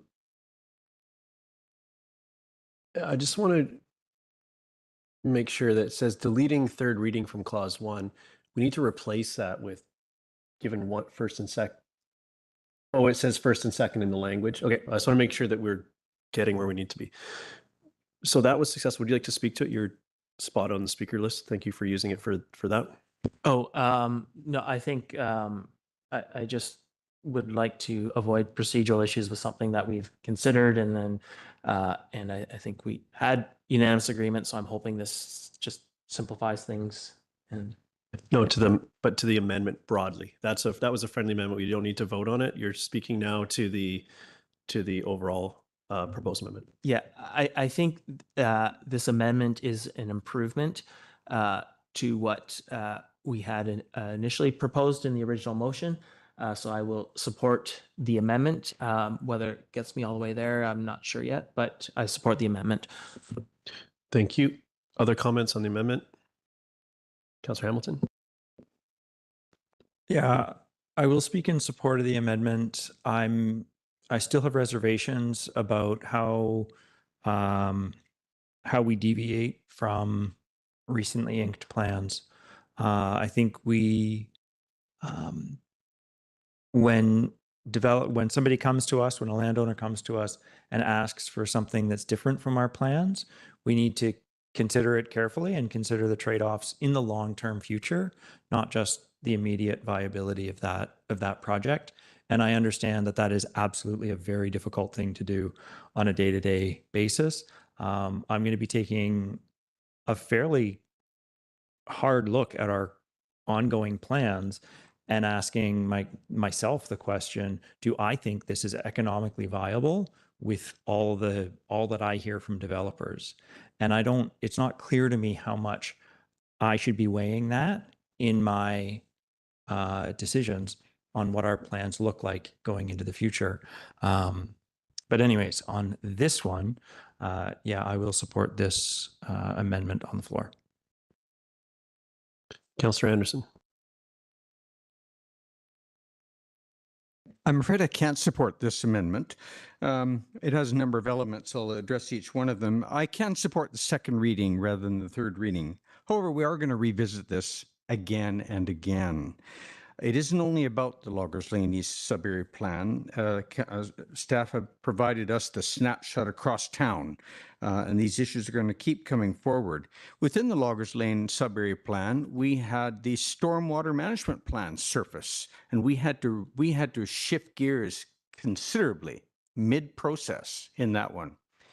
Other than that, the securing child care space is fine.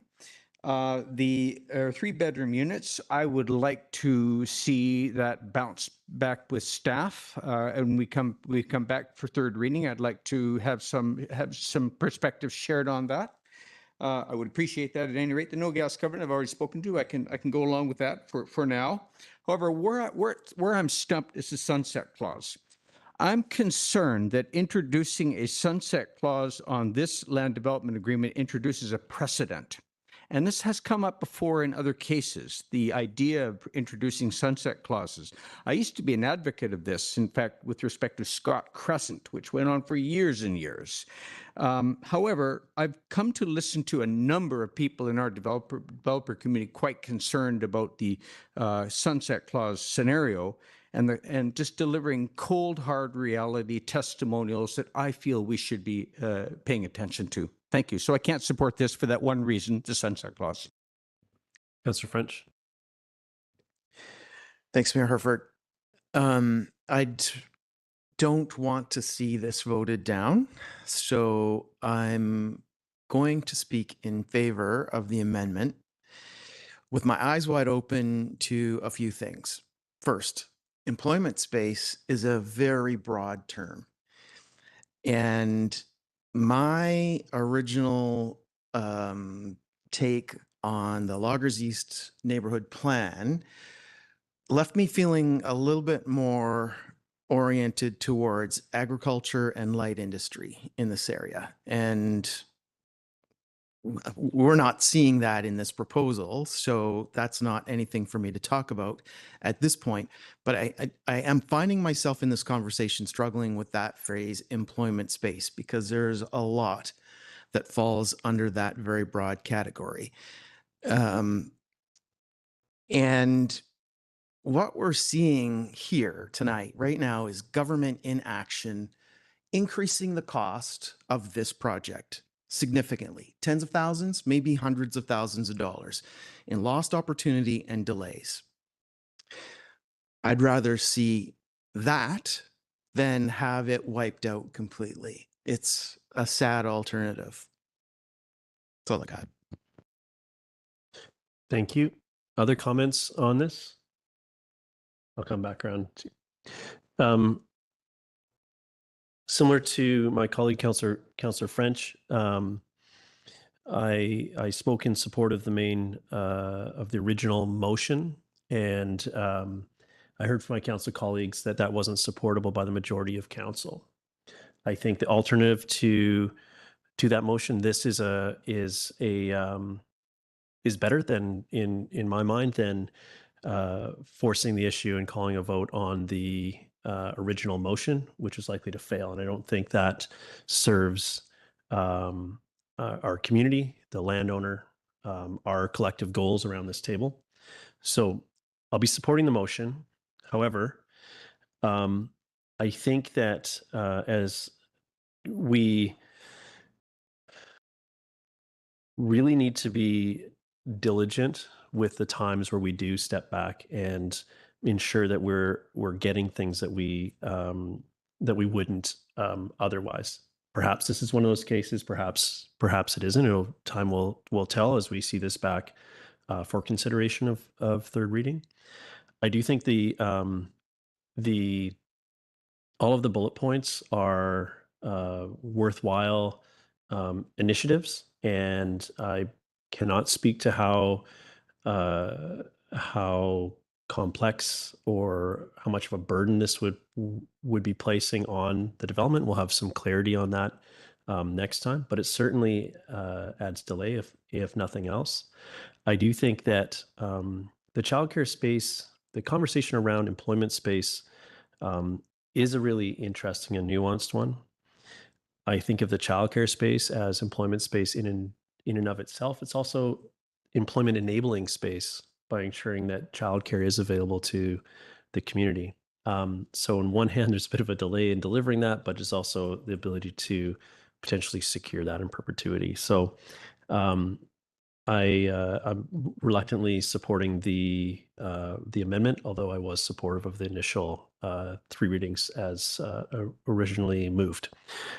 So that's where I've landed. I'll go to Councillor Greenlaw if she has any. Do you have any comment, Councillor Greenlaw? Are you okay for now? Okay, I'll go to Councillor Stoner for a follow-up, and then we'll call the question. Yeah, thank you, the Chair. I do just want to recognize a few things in response to my council colleagues' comments. Rezoning of this property was adopted in 2022. There is an active development permit approval on this property for the first building. If the developer wanted to, they could build building 1 today. There's building approval was done in April 2025. And so to express that this is government inaction, I think is an unfair characteristic or characterization of what we're doing here today. What we're doing here today is ensuring that we are actually getting something for our community in exchange for lower employment, which was originally negotiated as part of the rezoning. I fully hear that there's concerns, especially in the development community around the sunset clause. We are perhaps one of the first communities to do this. This is also the only tool that we have in our toolbox to make sure that when we are giving concessions in the short term, that development actually happens in the timeline that we are expecting. I have turned over many other rocks to try and figure out different tools that can be used, and I haven't heard of any. So if folks have other suggestions, I'm all ears. But this is our way of trying to actually hold developers accountable for the commitments that they're making to our community so that we can actually realize the benefits that come with development. And that is what I hear day in and day out from our community, is that they don't necessarily oppose development. They oppose development that doesn't have the benefits that they're looking for and have been promised. And so that is why I think that this motion is actually really important, and I appreciate the support from my council colleagues. Thank you. So, Councillor Greenlaw. Yeah, thanks through the chair. I did just want to add a couple things as well. Just on the piece about the sunset clause, this is something that we've talked about around this table quite a few times now, and kind of lamenting that it has not exist historically. And I do think it's a really important piece, because right now we have projects that sitting on their land for an extended period of time, and by the time they start to develop, they're basically not being held to the same account as other developers are, and we're not getting the community contributions that we should be, because something was you know, something was approved years before we had kind of the systems that we have in place now. So I do think that this is important. I'd be curious to hear what exactly Councillor Anderson is hearing. But I think this is an important step for our community because like Councillor Stoner was just saying, our community has certain expectations of what we are receiving in return for growth. And I think that putting these pieces in place where we have like a set period of time where you can develop your property under these prescribed conditions is an important step forward. Thanks. Okay, thank you. With that, I'm going to call the question on the amendment. All in favor? Any opposed? Councillor Anderson opposes. Motion carries. So now we're on to the main motion as amended multiple times. We're on to the main motion. Does anyone feel, I feel that the last round, is everyone comfortable with that encompassing their comments for the evening on this matter? So with that, I'll call the question. All in favor? And any opposed? Councillor Pettingill, Anderson oppose. And Councillor Greenlaw opposes. Motion carries. Okay, thank you. We will now move on to, where are we? Okay, so now we're into some adoptions. If Council, we've had a few breaks in the middle of that. I'm going to suggest we keep pushing through here, if that's okay. So we're moving on to 7C2, which is adoption of the District of Squamish fees and charges bylaw. Now, there was a memo attached to this. We do have some staff here that can speak to it, which is not the normal practice for adoption. Do we have any questions for staff remaining or sort of flowing on from that memo, or are we ready to move adoption at this time? Council, what's your pleasure?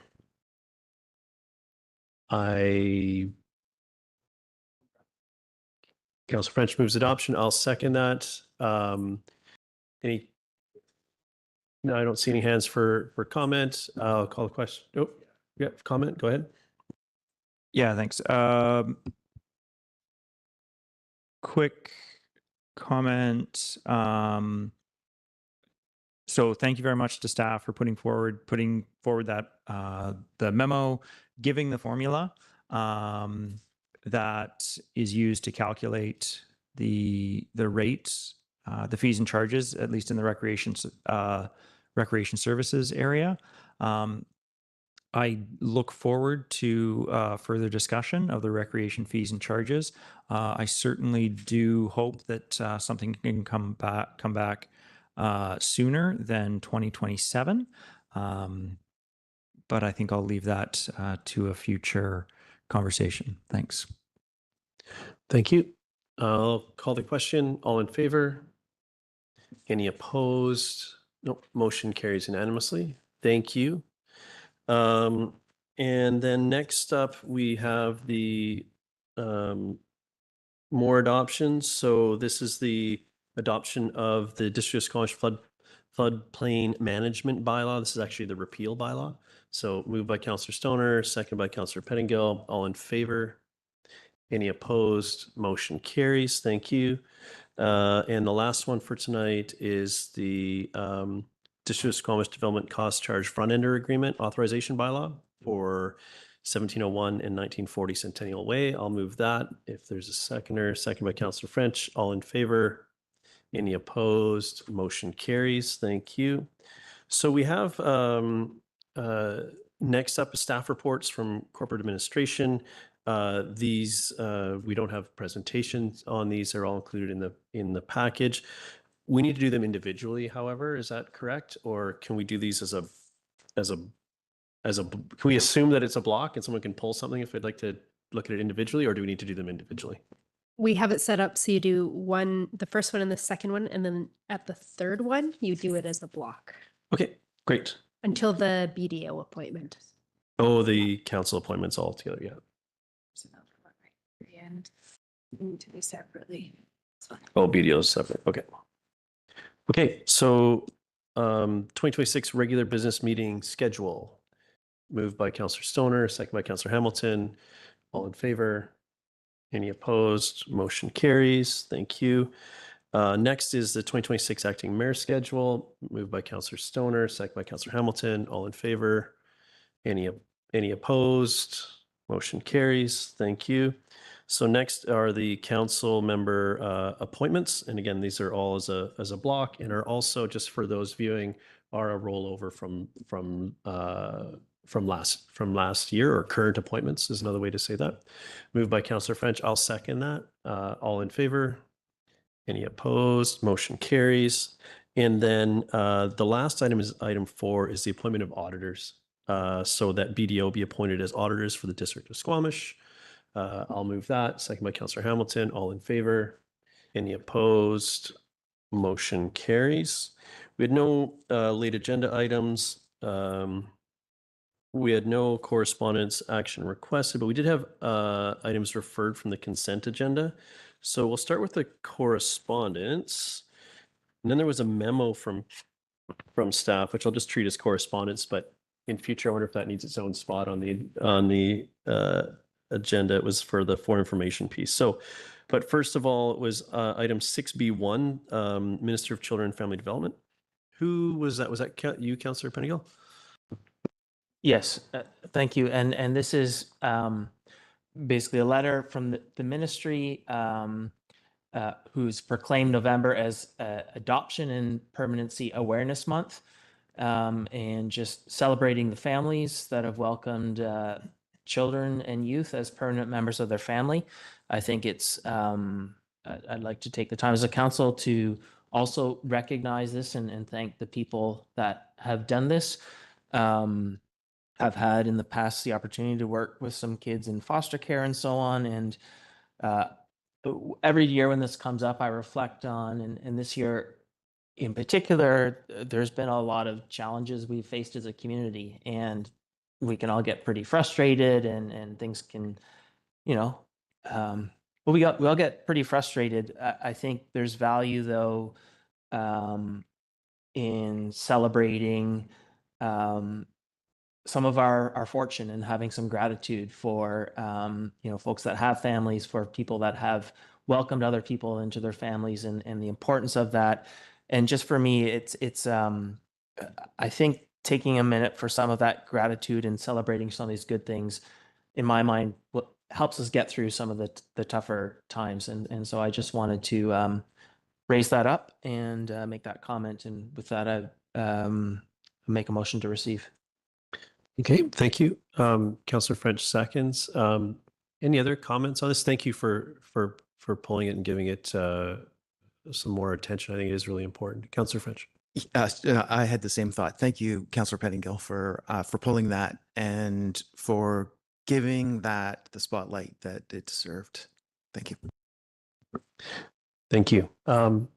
Just briefly, I had a discussion today with a member of the public. We're talking about how you teach empathy and kindness broadly in the community, and I can't think of a better example of that than folks that open themselves in their home to be an adoptive parent. So thank you very much. There's a lot of good people out there doing exceptionally good things. So it's important to remind that, and we can lose track of that every once in a while in this space. So thank you for that. I'll call the question. All in favor? Motion carries unanimously. And then the next piece was Councillor Anderson. Was the staff memo? Go ahead. Thank you, Mayor Herford. I've pulled out the item, the staff report, tree management bylaw related work plan. For the reason I simply wanted to give it some profile and exposure. This is a piece of work that has a lot of complexity involved with it. It's an inherently complex topic, tree management. There are so many interfaces involved, not only with FireSmart, which is becoming more and more of a topic for us, but also we hear from, for example, the real estate community and people considering investments in homes and whatnot, this issue of solar exposure and solar power. comes up quite often, according to people in the community, with respect to shade. Now, there are a number of neighborhood context and complexities with the tree management bylaw. In the past, when it came forward, I believe 2017, 2018, it was a bit of a sleeper, and it didn't receive the public engagement and exposure that it might have, because at the very same time, the Jumar building proposal was having meetings right next door, and that's where everybody turned up. I remember this very clearly. Nobody turned up to the public information meeting about the new tree management bylaw. Everybody was next door. So I suggest that we as councillors each play a role in encouraging public participation and taking part in the staff's engagement plan and activities over the coming weeks concerning the tree management bylaw, and that we emphasize just that this is a complex piece of work, a lot of work behind it, and that we give neighborhoods a chance to give their show what their stake is in this bylaw and learn more about it. Thank you. I saw some Mayor hands for Ford, I comment. then Yeah. will move receipt Okay, of thank you. that staff report. Would you like to second that and then speak to it, Councillor Pettingill? Yeah, Councillor Pettingill seconds. Go ahead. Yeah, thanks. And I'll just maybe make a comment or a request for staff or pass on something. So I was at an event speaking to some folks in other communities, and they were saying with their tree management and fees associated with removal of trees, they were finding developer pushback in the context somehow of Bill 44, and that it was now unlawful to charge fees to remove trees because it would prohibit development. And I sort of said, well, that hasn't been our experience, but now I'm curious. Is there something there? And so it's maybe something I assume we could or would look at in this, but I just wanted to flag that apparently in some other communities, they're having some challenges with some of these regulations. Thank you for that. I look forward to seeing this work progress and finding the devil in the details. That sounds like I do think this is important work. I'm happy to see it move forward, and thank you for the Councillor Anderson for pulling it to give it a little extra exposure, and for the trip down memory lane of what the engagement looked like on our current process, our current bylaw. So I'll call the question, and the question was on receipt of this. So all in favor? Any opposed? Motion carries. Thank you. With no business arising from the minutes, any notice of motion, council? Seeing open question period. If there's anyone that who needs clarification related to agenda items discussed today, seeing none. Council or staff announcements. Go ahead, Councillor French. Thank you, Mayor Herford. The transgender flag was raised above Municipal Hall on Wednesday to mark Transgender Awareness Week. And the week ends on the Transgender Day of Remembrance, which is Thursday, 2 days from now. I wanted to share that this is an important week for me and for my family as well. This week marks an opportunity for me to share that my trans daughter identifies as more than just transgendered. She's a sister. She's a PhD student. She's a lover of trains. In January, she will add university instructor to her resume. And most important, in my opinion, she identifies as a human being. She's a human being who deserves happiness, rights, and respect, basics that every human deserves.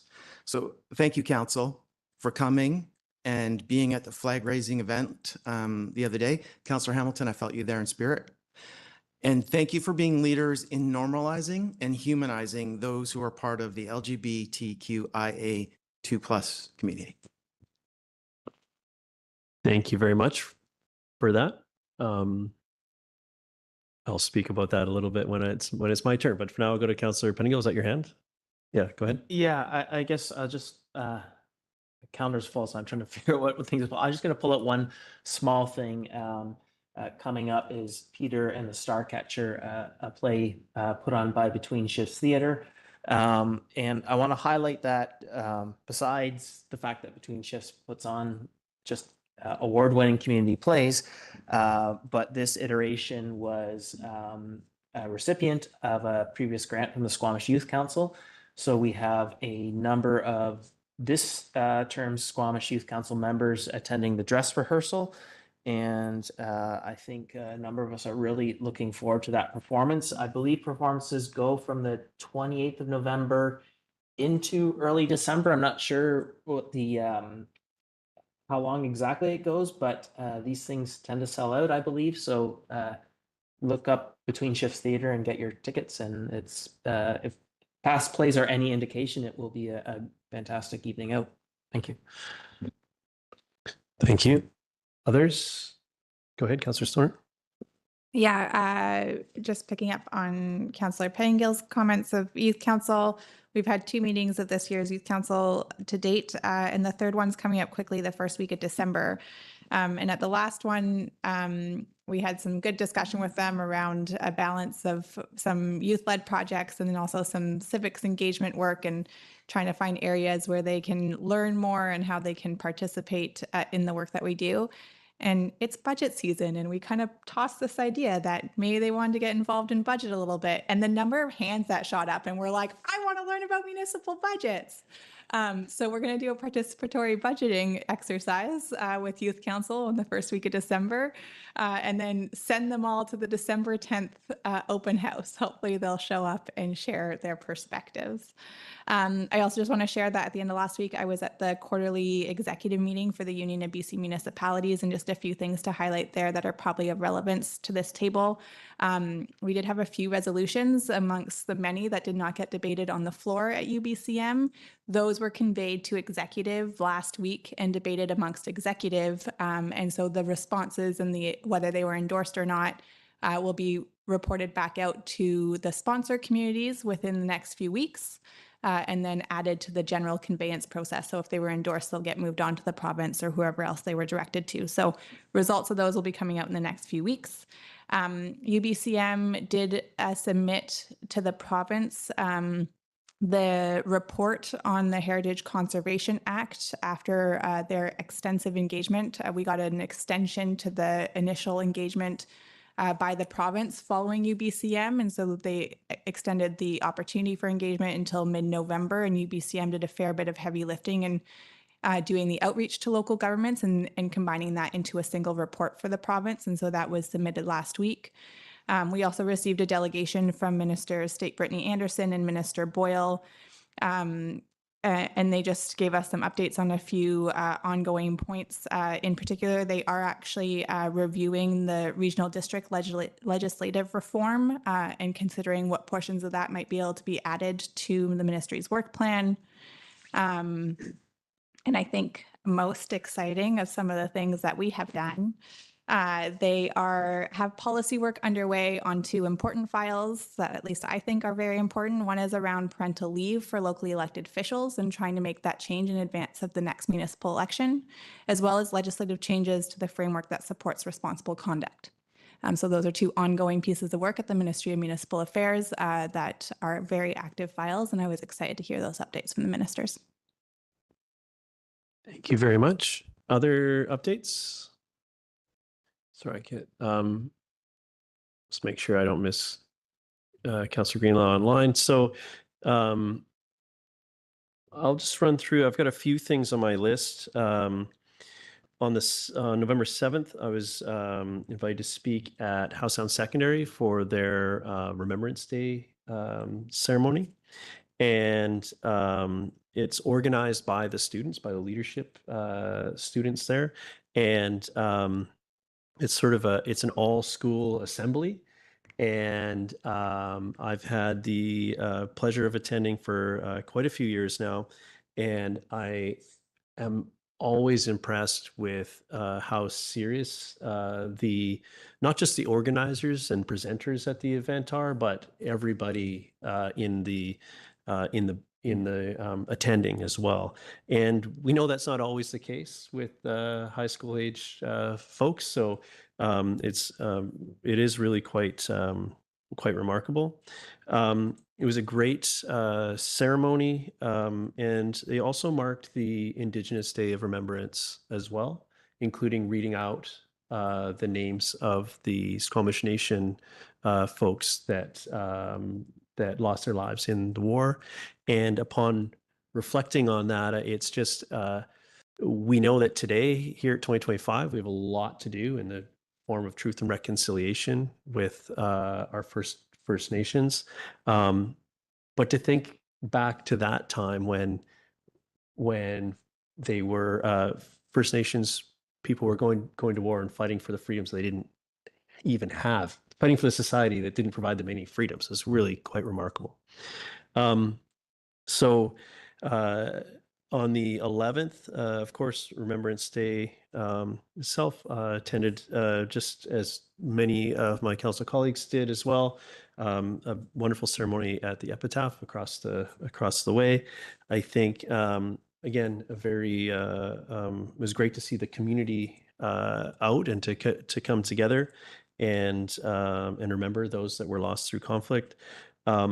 There was, including a lovely flyover. I think there was 5 aircraft in the flyover. It was a great ceremony, and I think it's fitting that the next day on the 12th was the raising of the trans flag. When I think about the freedoms that were fought for, and that we have the ability to exercise as society and as leaders, I think that was sort of just such a natural fit. So there was a great group came out for that. It appears to be growing every year, and what can be seen as a small gesture, I think is really important to understand that it is incredibly worthwhile, and it's valued by the community. The visibility is really, really important, and particularly as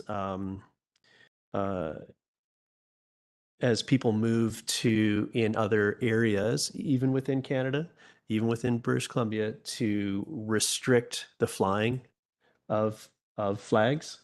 And I'm quite proud to work with all of you and with an organization that supports these types of initiatives, as they are important.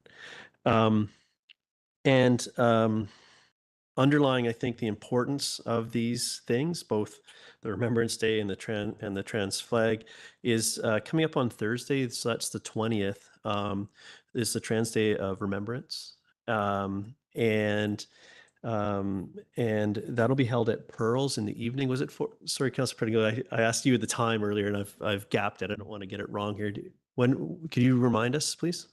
Yeah, and this is what I was told by a representative of Pearls on Wednesday, but on Pearls on 3rd Street at 4 p.m.